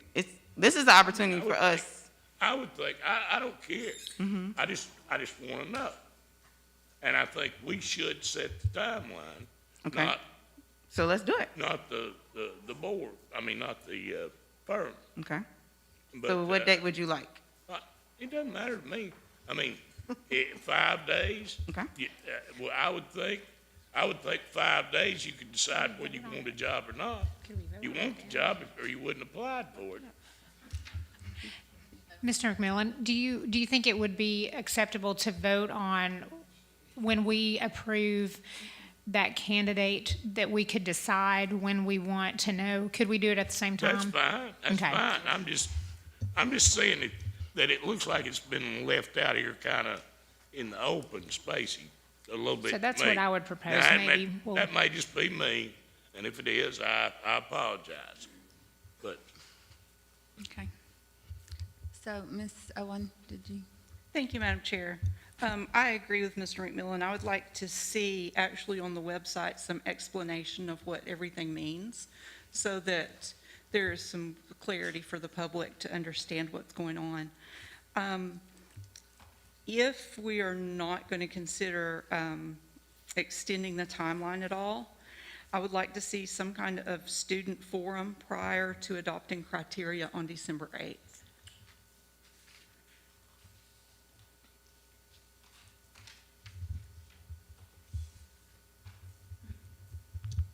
And is that a student forum that you want the board to host, the search committee to host? How would you like that? I don't think, it could be either one. I don't think it matters whether we do it or whether TSBA does it, but I think our students deserve to have their voices heard. And so what I'm looking for in this discussion, board members, is if you have suggestions, also have like, what do you want? Because I'm open to whatever we need to do, but if you can give me the definition, the finite date, what you want, we can make that happen. We can't make happen what I want to happen, so since that can't happen, since we're not, it sounds like we are not open to spreading out this calendar at all. So whatever kind of student forum can be put in before adopting the criteria, that's my recommendation. Okay, so committee members, if you would like to weigh in on what that looks like, because we have the public forum and also the survey, so what would that look like from you all's perspective? Can I ask if this would be a suggestion? I mean, and I'm not trying to cut out any students, but I would think it's more of our high school students that are going to have more of an opinion than elementary and middle. I mean, that's my guess is who we're really seeking out opinions from. Not that I would want to keep a middle school or elementary school person from doing it. Is there a way, because this is the one thing I think about the public forums that we do. It's always hard for people to get there. And things like that, but we've got kids at school. Is there any way to incorporate at the high school level something at the schools? I wonder if that's something that we can let our student rep lead possibly, because to give ownership of the role of that, and we work in tangent with that, and also whatever Christine. Right, and maybe with the community meetings that you're working on with KF, is that maybe a possibility? Maybe KEF would be willing to help out with that as well, with the student forums. And Mr. Letsos is out there nodding, so that's a good sign. So, Mr. Raymond, how do you feel about that? Yeah, I think that would definitely be a very good idea to have that direct student input and let it be clear to those students that, hey, you have this place to provide your opinion and input. Because I do have the concern where if you try to mix, in what we have right now, in the community forum where you're mixing students with adults, things like that, honestly, some students might be a little bit intimidated. They just don't want to speak out in that kind of setting. So it would be very good if we work out some kind of program, maybe at individual schools. That would be, I think, probably the best way to get as much student input as possible. If we could work something out like that, then that might be good. So, yeah, I feel like we can work, and maybe you can work with Mr. Letsos at Knox Ed Foundation and maybe come up with a plan. I think that's a really good idea. Yes. So, Ms. Horn? Thank you. I think that's a great idea. And I just wanted to point out the importance of the survey, because TSBA, this is not going, from my understanding, and you guys that spoke with her about this can correct me, but from my understanding, this is to gather information. It's not a discussion. It's not it's just to gather comments and information. So the survey will be available. Tomorrow is what, November, whatever it is, 11th. So until December 2nd. So that's people have all that length of time to put those comments in. And it's really, that's a very effective way of communicating, because when you come and you're in person, yes, you'll hear what other people say, which is definitely an advantage. But those comments that are going to be in the survey are extremely valuable. That going through the last search, that's what I remember. I remember the pages and pages and pages of comments and reading through those and doing what we're asking TSBA to do, which is to look for trends and similar, ideas. So I think that I just don't think we need to negate the importance of that survey. We will get thousands of responses. We will get many, many more responses to the survey than we will ever get with people coming in person. So I just want everybody to understand how important this survey is. I mean, this is key, and being there in person, it doesn't, your votes or your voice is not going to be heard any more than the paper or the surveys that we collect. Ms. Bell? And speaking to that, and back to Ms. Babb's point, then on this superintendent search timeline, which I'm fine with, can we add there that survey will be sent out on tomorrow, and then put the date when the superintendent survey closes? Because I think that would be helpful to have on this timeline. I think, yeah. So what I'm gathering, and so Carly, there she goes. Hey, Carly. So the input would be to clarify what this timeline means. I'm also connecting Carly with Tammy Grissom to have more one-on-one communication so that she will be able to tell her directly. And so before it is live, because what I'm not wanting is that it goes live and we have to come back and change and stuff. So before it's live, please get all of what you need and how you want it, because once it's live, that's what we're rolling with. So Carly will clarify all of these components as much as possible so that it can be common language to the public. That was suggested from Mr. Mike in Virginia. And then Raymond will take ownership of the student the student input conversation.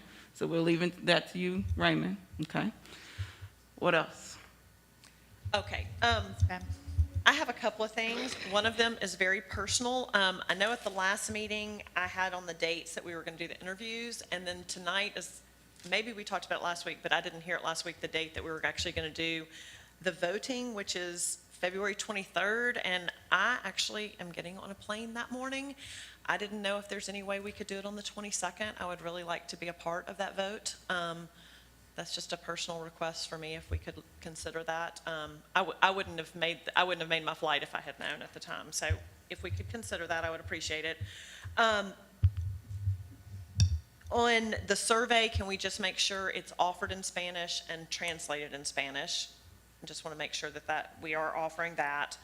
And then I guess this is maybe to Ms. Owen's comments, asking her, so do you feel like what we're talking about with the students makes you feel better about public meetings, or do you even want more public meetings? I just want a little bit more clarity on that. And then if we want more public meetings besides just the student ones we've talked about, I do think we need to give ownership to someone to do them. Otherwise, it's just kind of out there and nobody will take ownership. So just a little bit more specifics from you. The feeling that I'm getting from community members is that they want to feel that they have had an opportunity to give their input, and they want to do that in person. So that is where that's coming from. I think my concern is having input prior to adopting the criteria. Because if we find out that there is some particular thing that is very important to students, but we don't find that out until after we've adopted that criteria, sure, we can use that in narrowing our candidates, but we've not put it out as our criteria. So I think if we are looking for genuine input from the community, we need to get that prior to making decisions.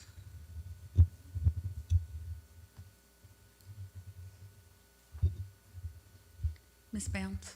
So could we add a date in there? Well, I don't guess we can add a date before tomorrow, but have that, before school breaks for the semester, have the student get together with and decide a time and a location and get the information out to the students to have that before the, I don't know. There's just a very small window there. December, I was looking after the 8th, but if Ms. Owen wants it before we adopt the criteria, it would have to almost be the first week of December or the last week in November. for the student meeting. Is that doable? Mr. Jim? I think if we can move fast enough, I think that is definitely doable.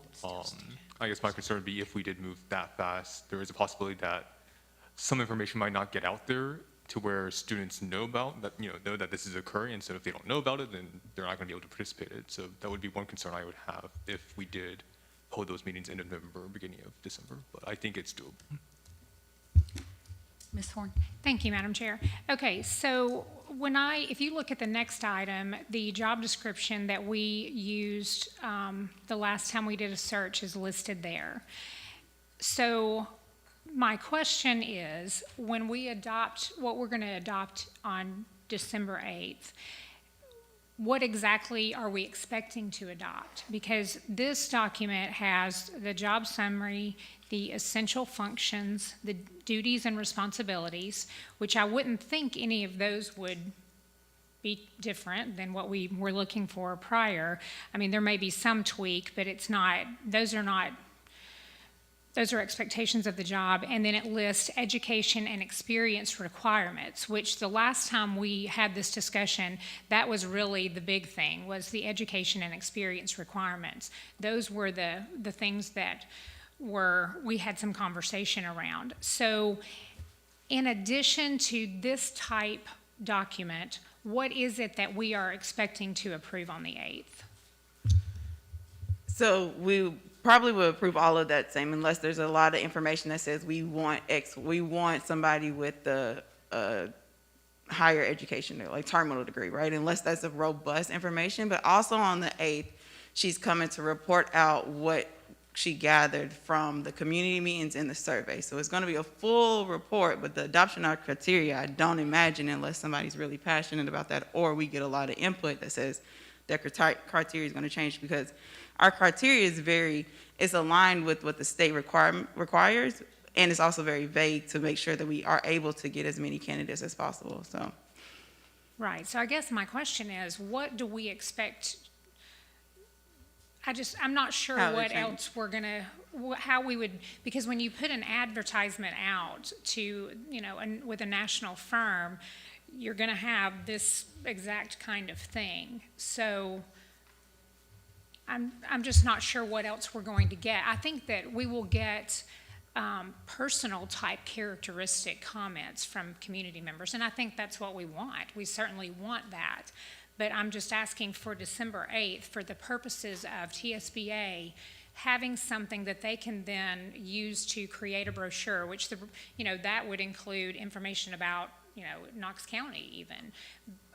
But what else would be in the documentation that TSBA is going to use? So do you understand my question? Like, I'm just not sure that, I think what we want, we can continue to gather past that date in January.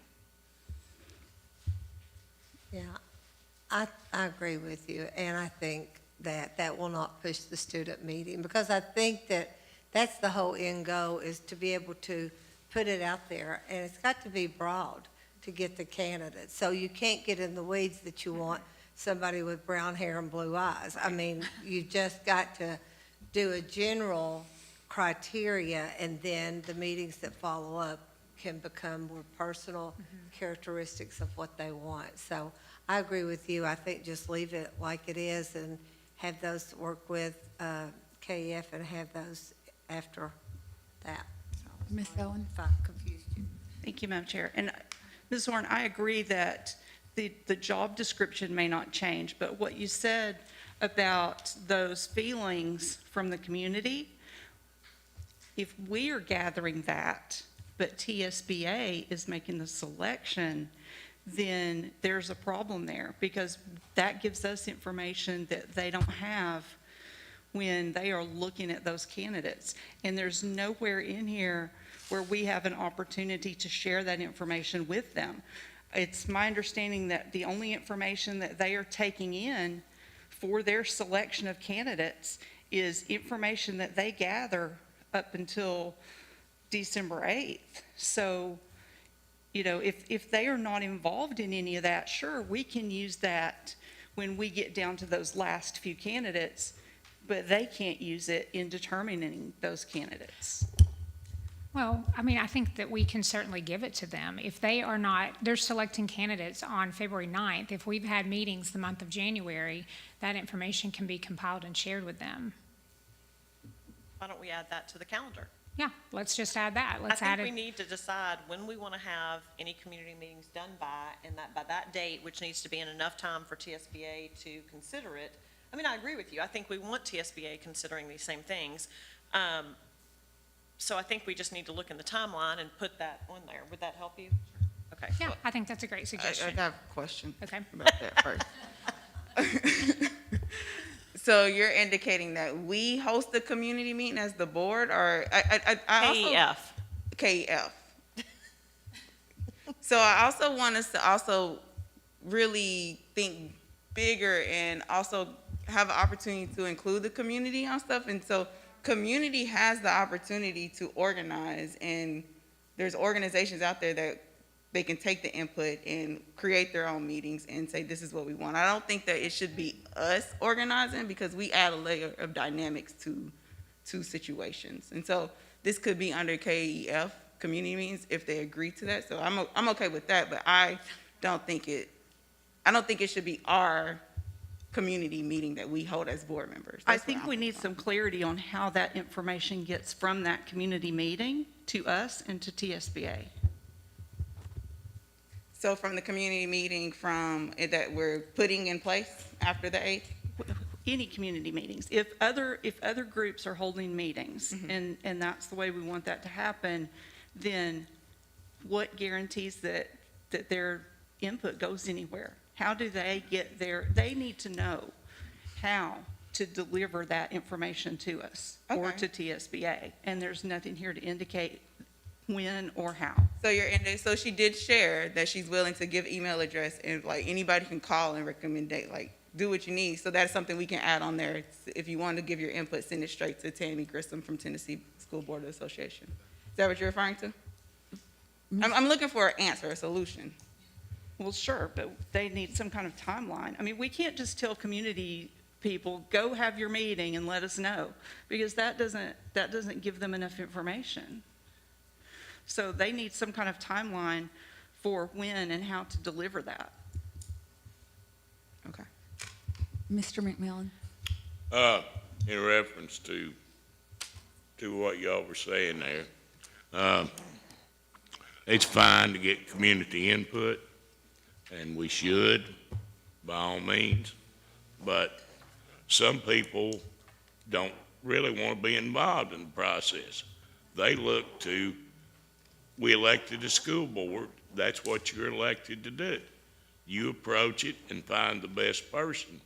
As a collective group, you all find the best person, and we'll have to live with it.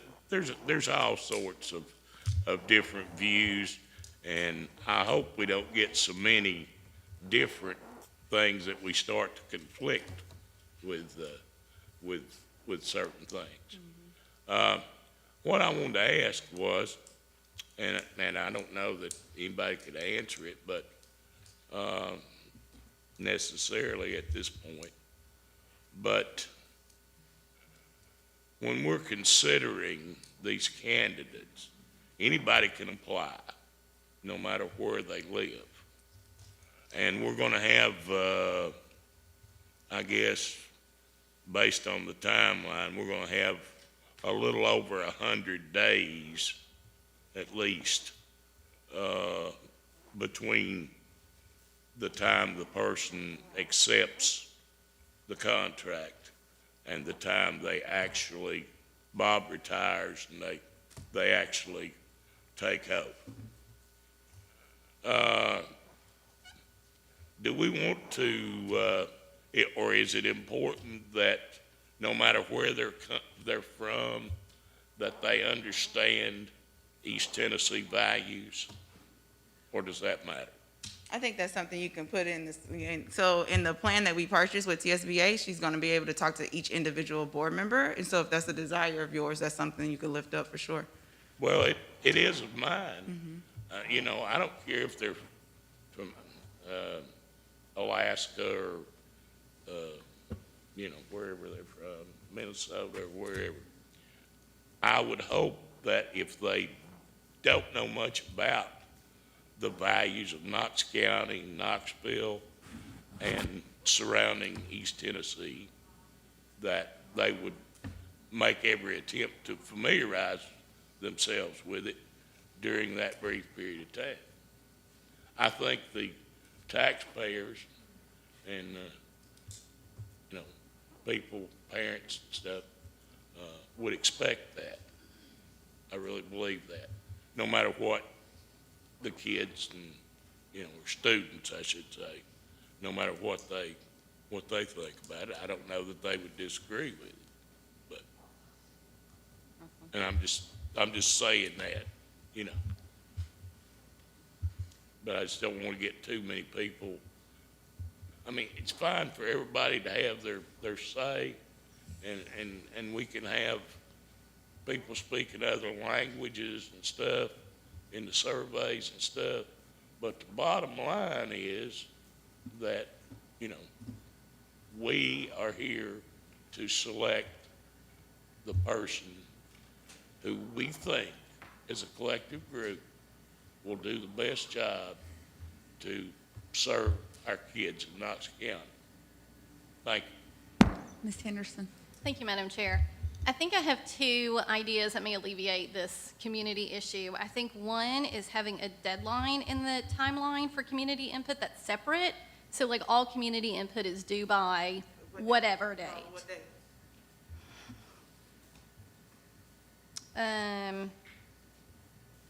January 15th. And then KEF could produce a memo to the board and TSBA of the main community points. So that way it wraps it up and it's cohesive. If that makes sense. Ms. Warren? Thank you, Madam Chair. So question about the survey. Are the survey results going directly, I mean, will they then go to TSBA for them to tabulate? So then they're going to need those before that December 8th meeting, right? Yeah, so the survey will close on December 2nd so that she can report back from what the community says. So that could be a conversation. Do we want to extend the survey portion to that January 15th date? I mean, I think that we have to, I think that for TSBA's purposes, it needs to close on December 2nd. So I think if we do anything else, it has to be in addition to that. And so the meetings that, if we go with what Board Member Henderson said, the information that comes from those meetings will be used as our guide as board members to say this is what they're also continuing to tell us what we're looking for Yeah, in like kind candidates. of secondary information, I guess. From the same survey, is that what you're saying? I mean, no. No, from Just- like these additional. Just any other board members? Yeah. I mean, yeah, meetings. Or any okay. other meetings, yeah. Thank you. Ms. Babb? Yeah, I think we need to keep our timeline for the survey and the community meetings here. And if there's a way to get the student meetings at the different schools, I mean, I think that would be great. Because, I mean, I don't think any of us want to not hear from the students. I think it's just logistically. And I do like the idea of doing it at the schools because I think it would really get the kids to show up versus all of them. I mean, I have to say, the kids that are probably most opinionated and have the most thoughts on this are your active kids that are really busy after school.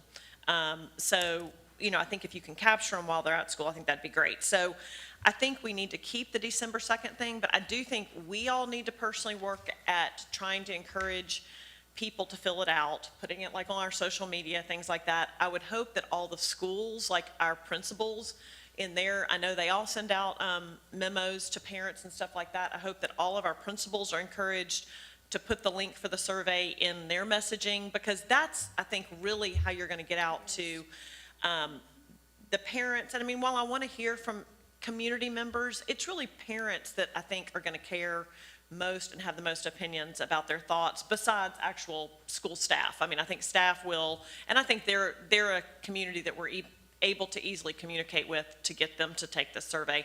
But I think we talked about this last week. If we put the information out there, people have ample time to get a survey done. Just giving them 2 more weeks to do it, I don't think is going to get the people that really care about taking it to do it. I think it's just getting the information out. One other thing, and this is just kind of a minutia thing, kind of on our timeline, and this is probably a Carly Harrington thing, but if we can just put specific dates on it and then also check off or kind of change them to a different color or something as we have finished those items, that kind of thing, so that people realize that we have actually moved along in our timeline, I think would be helpful.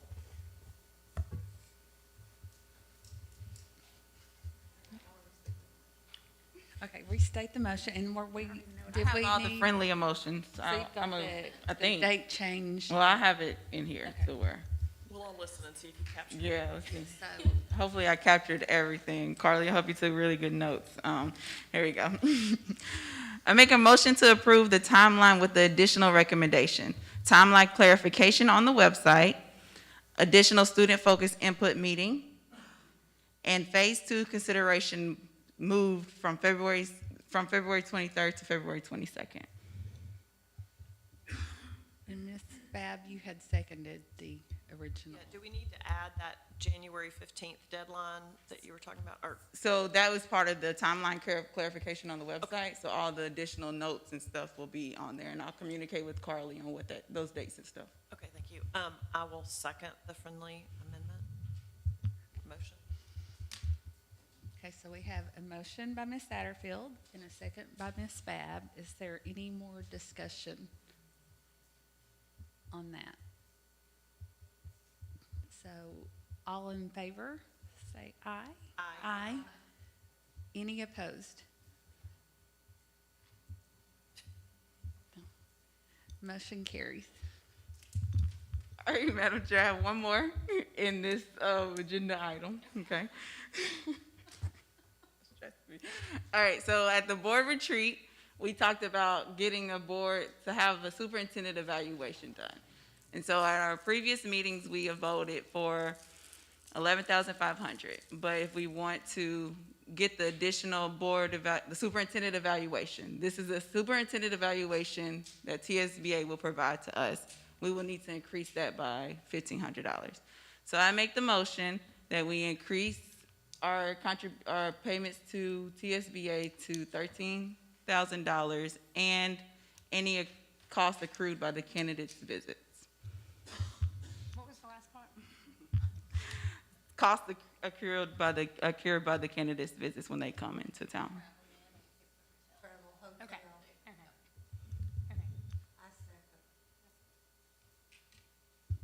Okay, so we have a motion by Ms. Satterfield and a second by Ms. Bounds.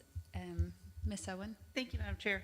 I would like to keep the evaluation process separate from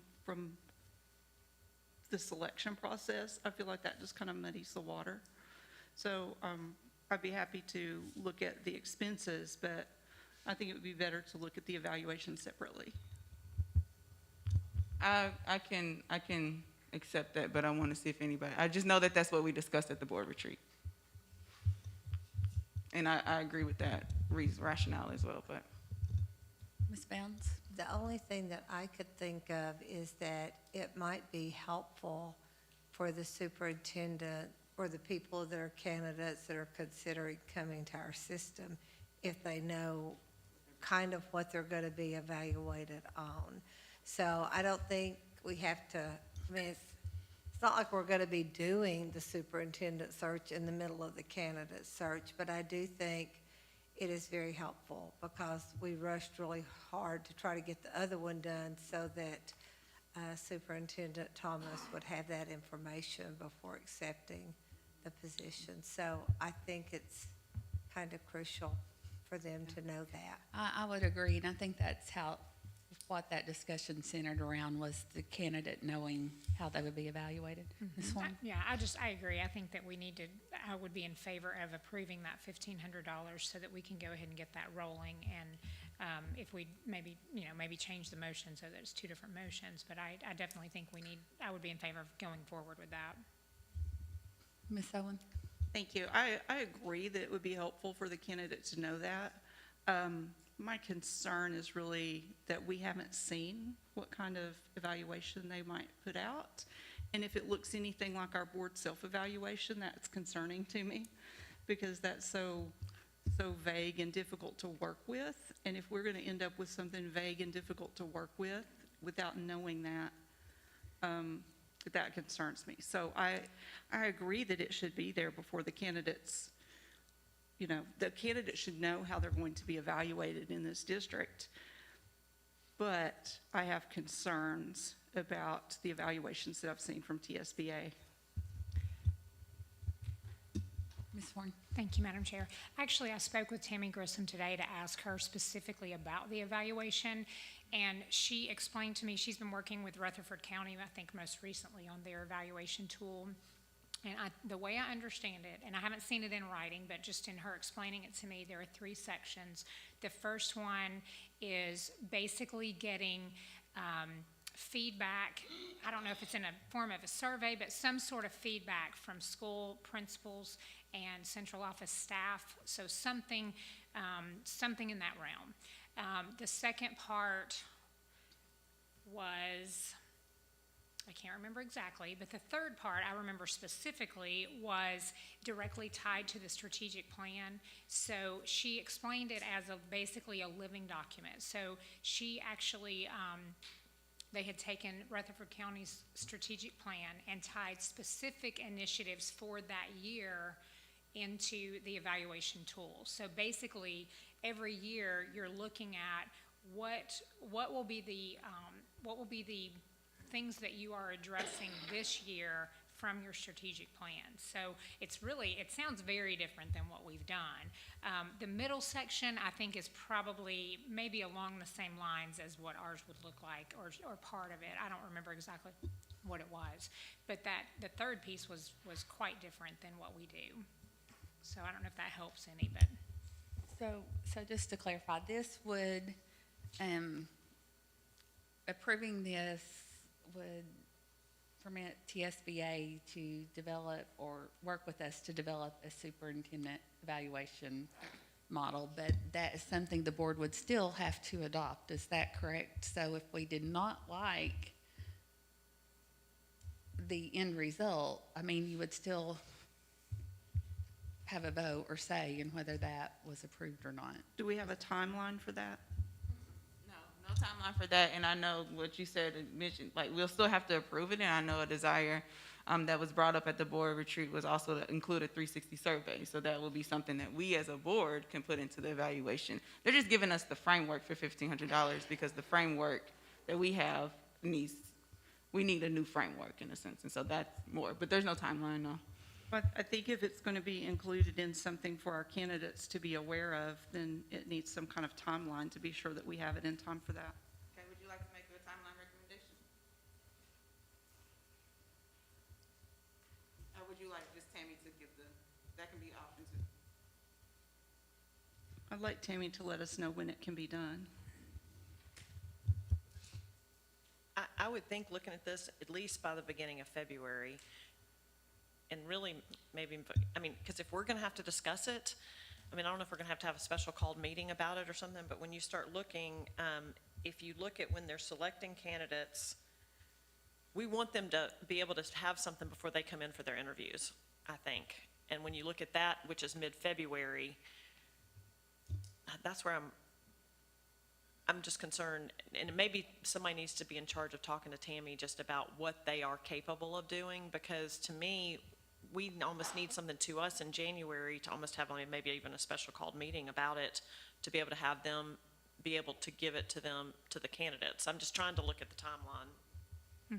Ms. Horn? Yeah, I think based on the fact that this is also something that they do regularly, they're going to have a framework that they would customize for us. I wouldn't think that would be very time consuming for them to do, so I would think that by early February, just guessing, it seems like they'd be able to do it. That's the whole month of December, the whole month of January, so it seems like that would be reasonable. I just want us to keep in mind that board self-evaluation tool, because that's concerning.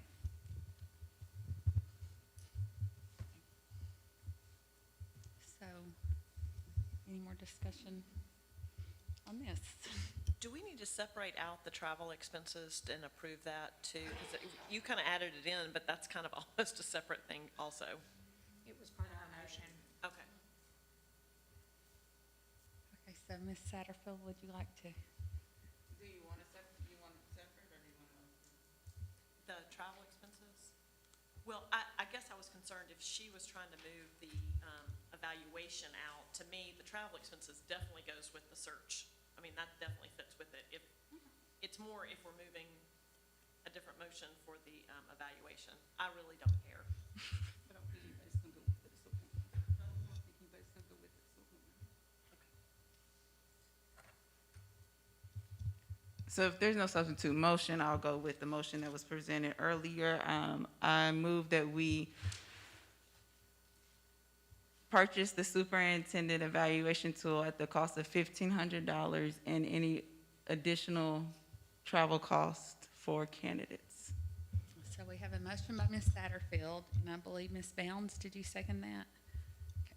So with no other discussion, all in favor? Say aye. Any opposed? No. One opposed? Motion carries. I'm done. Item 12I, discussion and possible action on Knox County Board of Education Policy C-121, Director of Schools Qualifications and Selection.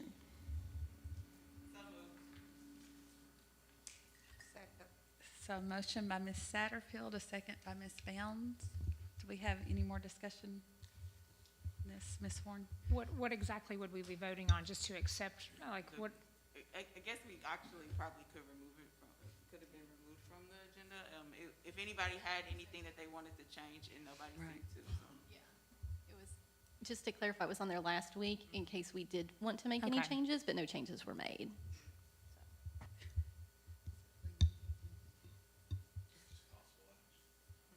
So we don't even have to take an action. Okay, so moving on.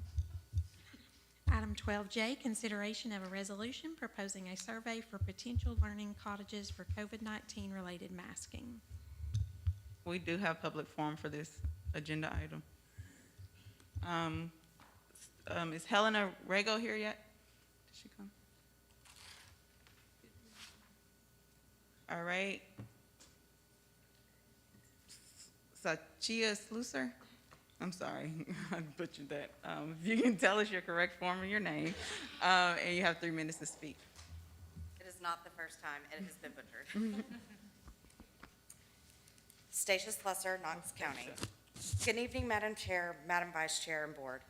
The reason I support and feel so passionate about sending an open-ended survey with an additional comment section to currently enrolled parents is due to some remarks made by a board member in response to my criticism of the inability of the board to actively listen to parents, find compromise, and implement a plan for all Knox County students.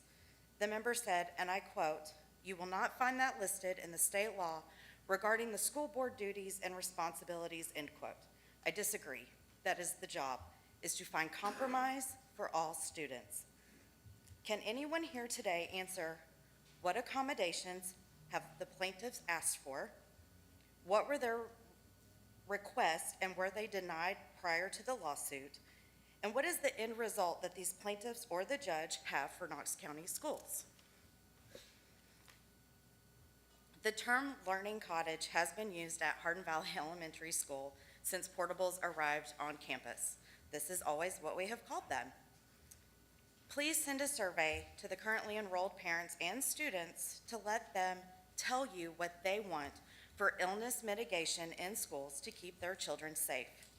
A concern last week was that parents will assume with a survey that it will be implemented regardless. Yet surveys for the future superintendent will not guarantee that they will have brown hair, have a doctorate of education.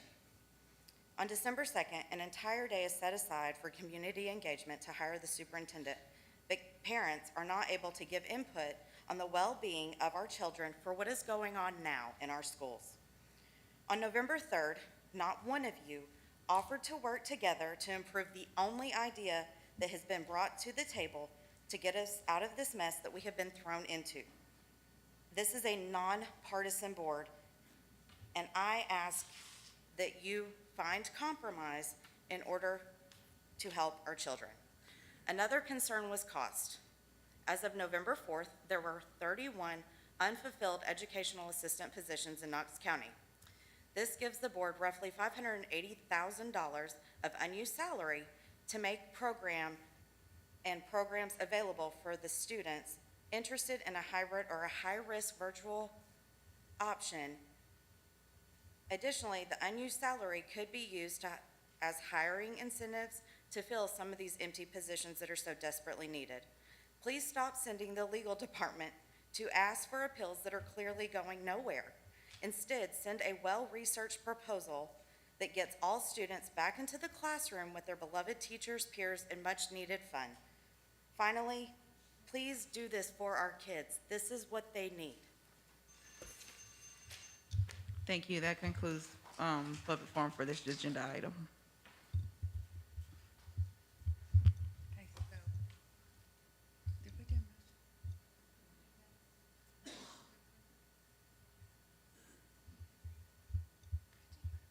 Okay, so do we have a motion to approve this? I make a motion to approve item J. Second. So there's a motion by Ms. Henderson and a second by Ms. Horn. Ms. Henderson? Yeah, I just wanted to talk about this a little bit more since there seems to be a little bit misunderstanding about this resolution. I know one question that I got last week was, is this legal? I'm doing something that, is breaking the law. And I just wanted to put on the record, the law department was kind enough to come up with a memo that they circulated to everybody earlier today. And I just wanted to read the first couple sentences of that. The issue presented, whether setting up alternative learning sites for virtual students with a medical condition that places them at higher risk of complications from COVID-19 violates IDEA, ADA, 504, or other related laws. Short answer, no. So long as KCS provides an environment that is staffed appropriately and allows for an equal or greater number of students without disabilities to utilize the alternative learning locations, which is all set up in the resolution. At the end of the day, the judge has said we have a gap. So we have in-person and we have virtual. And he's saying we have this gap, and his solution right now is to mask everyone, when we need to be working on ways to fill that hole and fill that hole for our 60,000 students right now. This is just asking for a survey. It asks the question, who's interested? It costs $0 from KCS. It helps come up with a plan, and it's something that we can bring back to the judge. The law department has gone back multiple times to remove this order, but the board has taken no action. We haven't brought any resolutions. We haven't tried to fix any of our programs to alleviate this issue.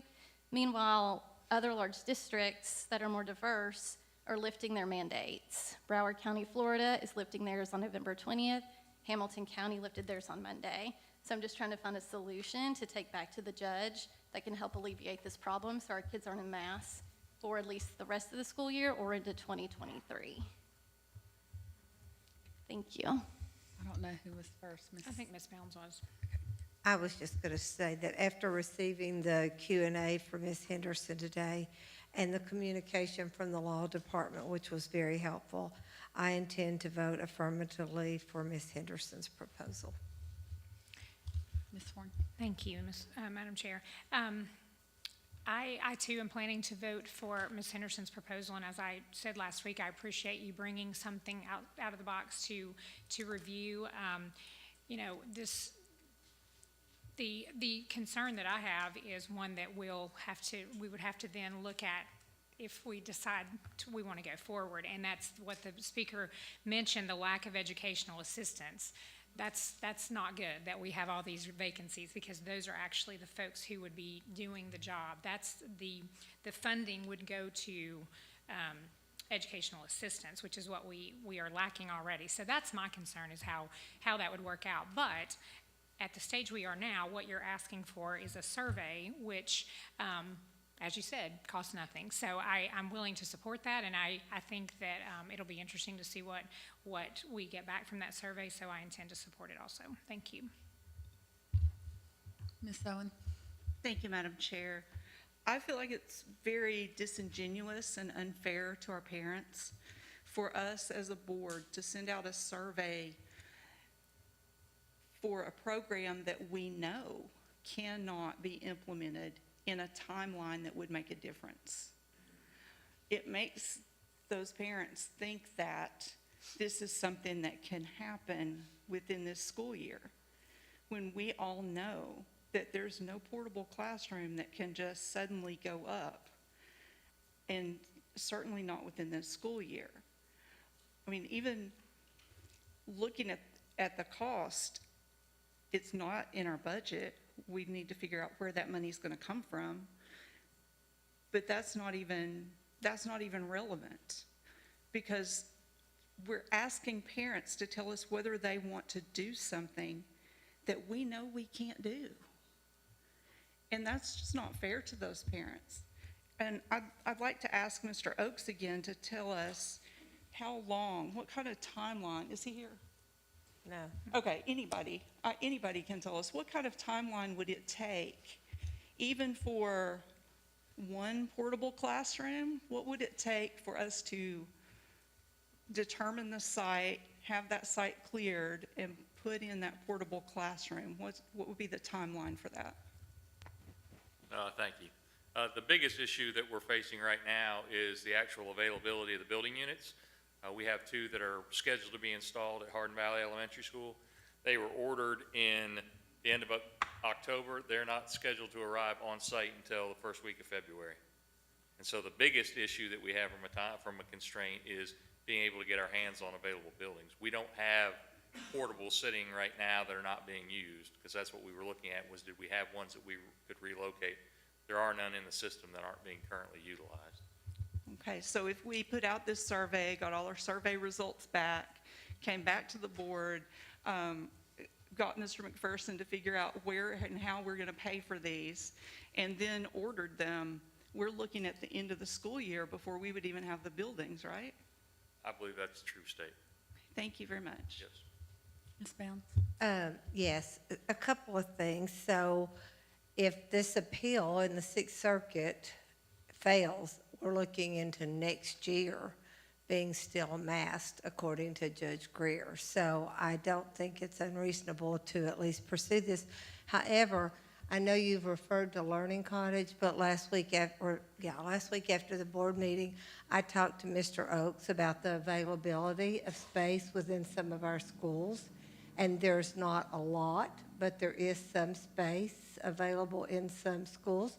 So depending on the survey, if there were not a tremendous amount of people that indicated they wanted to do this, we could use that available space that's in the schools with separate entrances for these kids to be able to access it. So I don't think we shut it down just because we know, thank you, I mean, my district leads in the number of learning cottages in Knox County, so I'm very familiar with how much they cost and how many there are.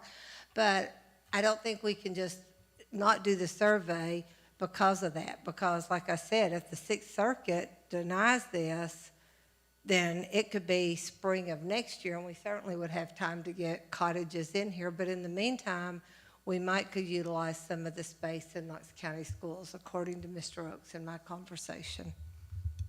Ms. Henderson? Thank you, Madam Chair. Yes, that's correct. And, we may be talking about 20 kids. I've talked to some experts. They're saying maybe 25 kids. If it's 500, no, it's not doable, but it's worth trying. Haven't seen any other solutions come to the board.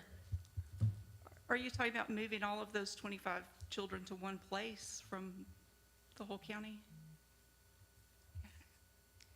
We're going to see with this survey. This is just for a survey, which costs nothing, to see what information we get back. And it's another tool that we can have in our tool belt to take back to the judge to show him that we are trying. And we see the issues that he has with the program currently not being ADA compliant, and how we're trying to elevate that to make it ADA compliant, according to his order. Ms. Horn? Thank you, Madam Chair. This may be in the information, and I may be forgetting it. The survey, it does include what school the student is zoned for or attends, is that correct? Yes. Okay, because I think that would be important to know. So if it's not in there, I would say, let's make sure it's in there so that we know when we're getting a response. It can be an anonymous response, but it definitely, we would need to know as far as zoning. So I have a question as well. So is this a survey that would be going out to all students? It would be going out to everybody, so that way we can see who's medically fragile, but it's also for everybody who is uncomfortable and wants to still be in a mass situation. And we have to open it up according to law to everybody as well. Is that correct, Mr. Dupler?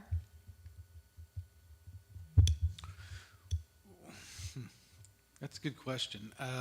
So the survey would be designed to gauge interest, and like you said, you're looking for the medically fragile, but because there does have to be a general education component, it certainly makes sense to open it up to see who would be actually interested. So yes. Yeah. And we had talked, Mr. Dubler and I have had so many conversations, so Mr. Dubler, tell me if I'm incorrect in my understanding. When we talked about this, it would give priority to those who are medically fragile, since that is in Judge Greer's order. And then it would open up almost to a lottery system to those other equal amount of spots to the general education population. Thank you, Madam Chair. Thank you, Ms. Henderson. So, there's a couple of different options on ways to carry it out, but the thought is that it would at least be similar in some aspects to the voluntary preschool program, which is carried out in the way that you mentioned. There's the special ed component, and then the general ed component is more of the lottery due to the interest. So, thank you.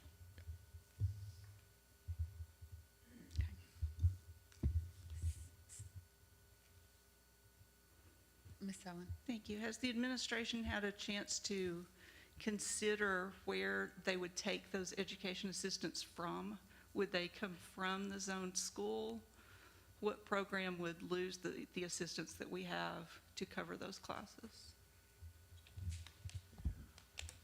I think what we need to do, of course, is get the survey back and then make that determination once we see how many people are interested.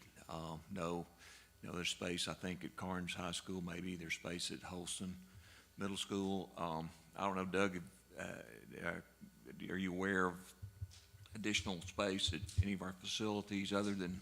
I'd have to defer to some other folks on that. Thank you. But it just depends on how many kids, and again, we'll do whatever the board votes here. We'll make sure we implement it. So. Will there be anything on the survey asking how far parents are willing to allow their students to travel to be able to be a part of that? I think we could include that in the survey.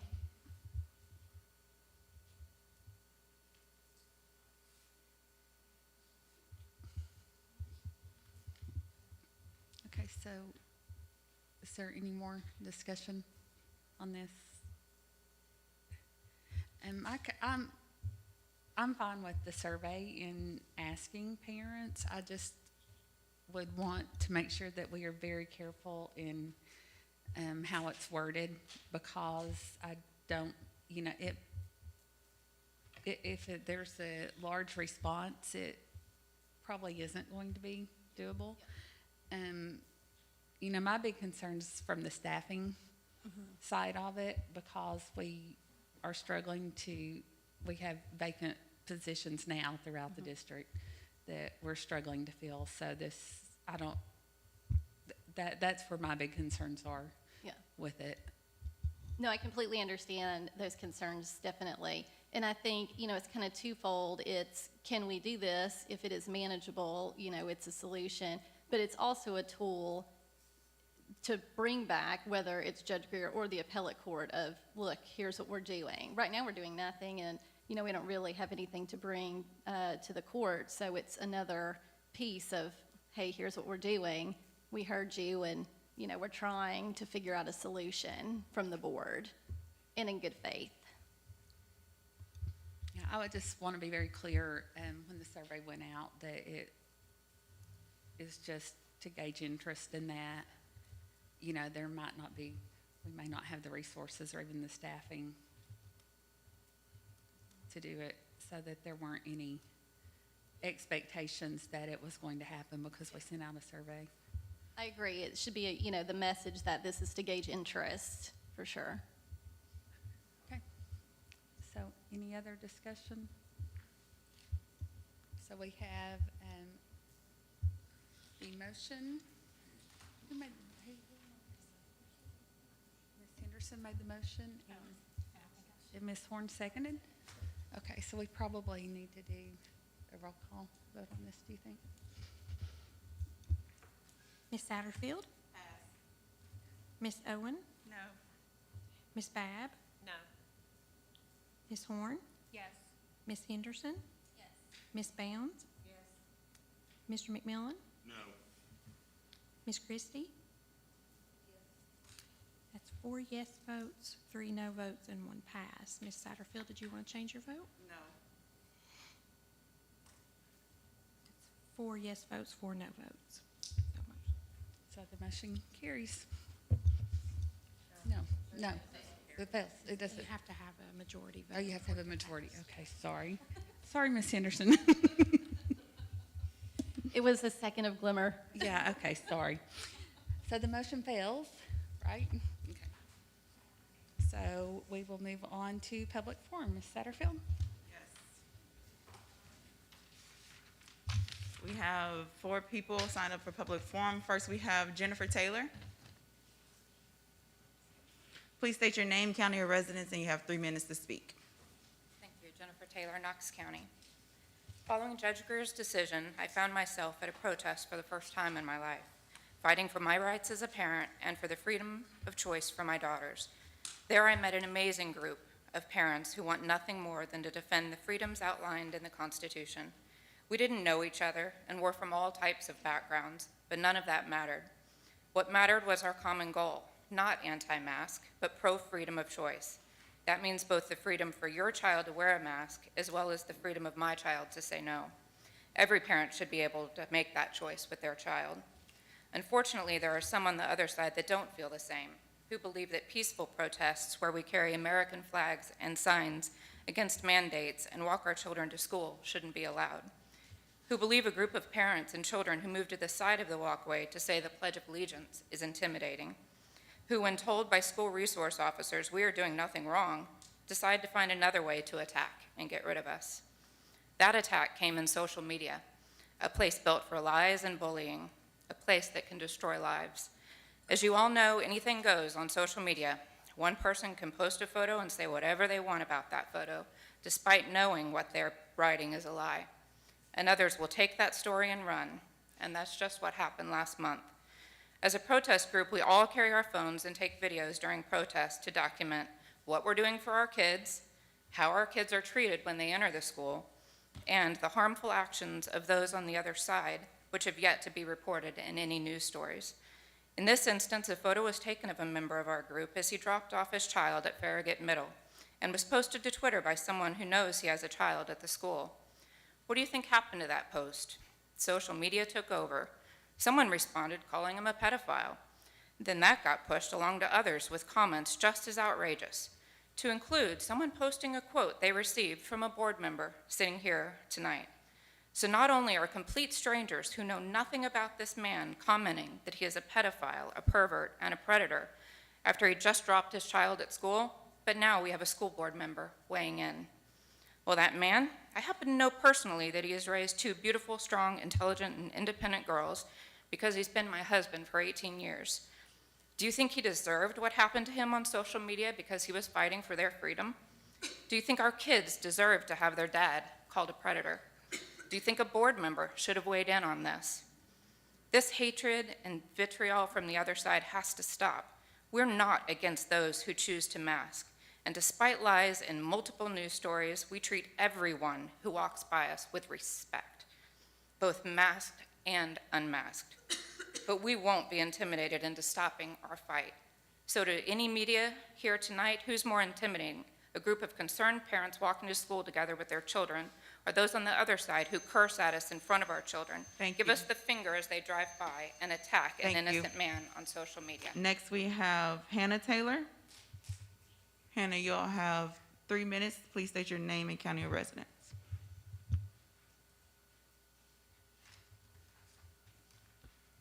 My name is Hannah Taylor, and I live in Knox County. First, I would like to thank those of you on the school board who have fought for our rights in regards to masks and tried to tonight pass programs that would help. It is reassuring and inspiring to know that some of you are fighting for students and parents to make their own medical decisions and not have them forced on us by the government or a judge. Currently, there are 62 active cases of COVID-19 among students and staff in Knox County schools. That is just 0.1%.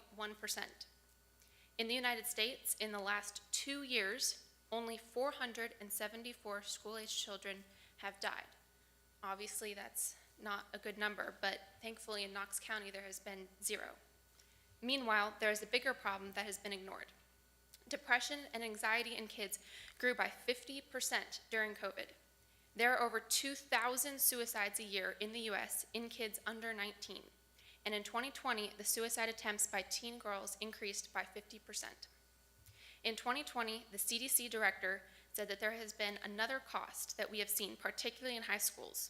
We are seeing, sadly, far greater suicides now than we are deaths from COVID-19.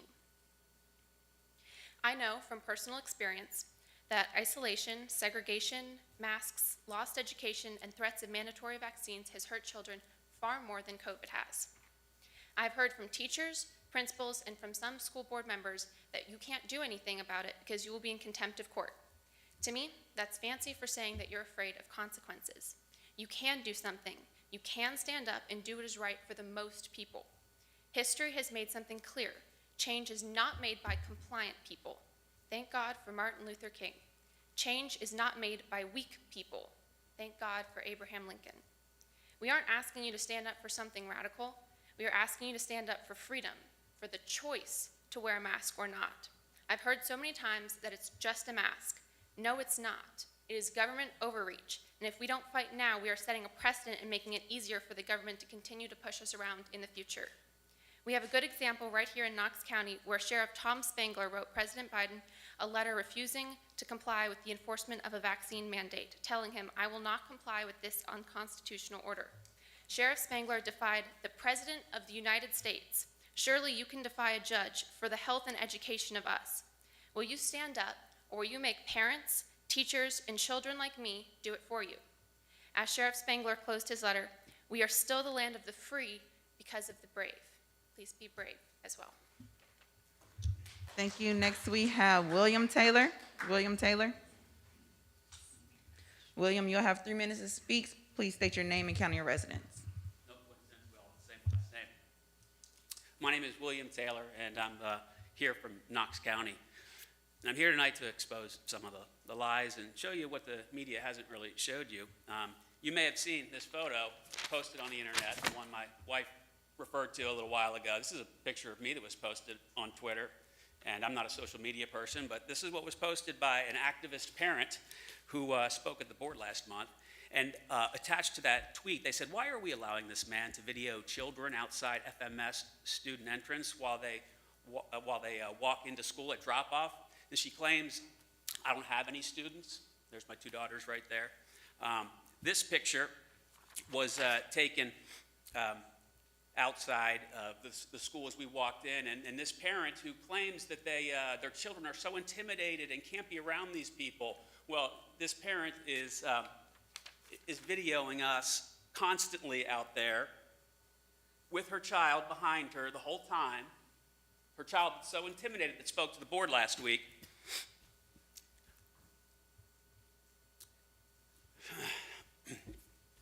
So we say the Pledge of Allegiance. She posts this picture of us, according to her, blocking the entrances to the schools, to Farragut Intermediate School in this case. And she goes right up behind somebody to take a picture to make it look like it. Well, this is the actual picture of what it looks like when we were saying the Pledge of Allegiance out there. There's plenty of room for people to walk by, and people were clearly walking by. But what you'll also see here is a picture out front of Farragut Intermediate with her once again taking video and picture, getting up in our face and taking pictures with her daughter, who does not go to Farragut Intermediate, who's so afraid and intimidated by everybody that she's parading through. So the lie that she posted prompted a firestorm, as my wife mentioned. Here's some comments. This is only a few. Is this a pedophile you are allowing to video our children? Why hasn't this potential predator been identified and questioned? We may need federal help. Can we give the students water guns filled with urine for, self-defense? Arrest that pervert from taking pics of those kids. And the poster, the original one that posted it, the parent activist, she went on and liked every single one of those comments. This is the one that's getting quoted in the newspaper, Knox News. Lastly, someone, my wife mentioned on the board here, had chimed in and weighed in too, saying, if someone can get a video of him and show exactly how long he's there, I can do something. Well, Miss Owen, here I am. What something were you referring to? I'm done. Mr. Dupler, since I've been called out, may I respond? A board member's allowed to respond, yeah. Thank you. Absolutely. I would like to. Please. What we have been sent over and over are still pictures. That's right. And we have parents claiming that there are different people there for extended periods of time. But we have nothing that shows that they are there for extended periods of time. We only have still pictures. And still pictures don't show us that. And so I ask, if you can send us a video, we can do something. Well, they haven't sent us a video. And so there is nothing to do because there's nothing that shows that you were there for any extended period of time. Thank you. That's comforting to hear from you. I do appreciate that, although I wish you hadn't have weighed in on it. Thank you, giving me Mr. input. Taylor. Your time is Appreciate exceeded. Next, we'll have Sam Fitzpatrick. Good evening, Madam Chair, members of the board. My name's Sam Fitzpatrick. I live in Knox County with my wife and our 4 children. 3 of them are in Knox County Public Schools. 1 of them soon will be. The reason I'm here tonight is to ask you to please block access from student computers to YouTube.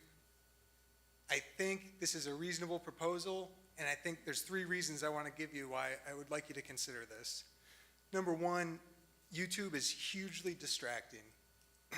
As anyone who's been on YouTube can tell you, one video leads to another. Every time you watch a video, 10 more recommendations pop up. And to a 13-year-old, or 11-year-old, or 8-year-old that's trying to make the choice between doing Delta math and watching clips from, Marvel Avengers, it's very, very difficult to keep them focused and on task. The second reason is that there's objectionable content on YouTube. And I know the school's filters catch the worst of it, but they don't catch all of it. And I just want to give you one example of what I saw on my daughter's YouTube video history. It was a video, something to the effect of how to look and dress like you're 21 years old. And featured in this video was a young girl, maybe 8, 10 years old, wearing a mini skirt, sitting with her legs crossed in a very adult pose. I don't want my 8-year-old daughter to have access to videos like this on her school-issued laptop. The third reason why I think this is a good idea is that YouTube leads to excessive screen time. And my wife and I, like a lot of parents, we really try and limit our kids' access to screen time. That's for good reason. There's studies out there that say excessive screen time interferes with sleep. It leads to anxiety. It leads to depression. It leads to health problems like obesity. There's one study that was cited in the Journal of American Pediatrics from 2019. It was about TV usage, but I think it applies equally to other screens. As screen time increases, academic performance decreases. All of this is to say that we know technology is part of our lives, it's part of our children's lives, but let's make technology work for us, not against us. I would ask you to please consider a top to bottom review of what online content is available to children and on school-issued laptops, and to please block access to objectionable or distracting content. Thank you very much for your time. Thank you, Madam Chair. That concludes public forum. Okay, so meeting is adjourned.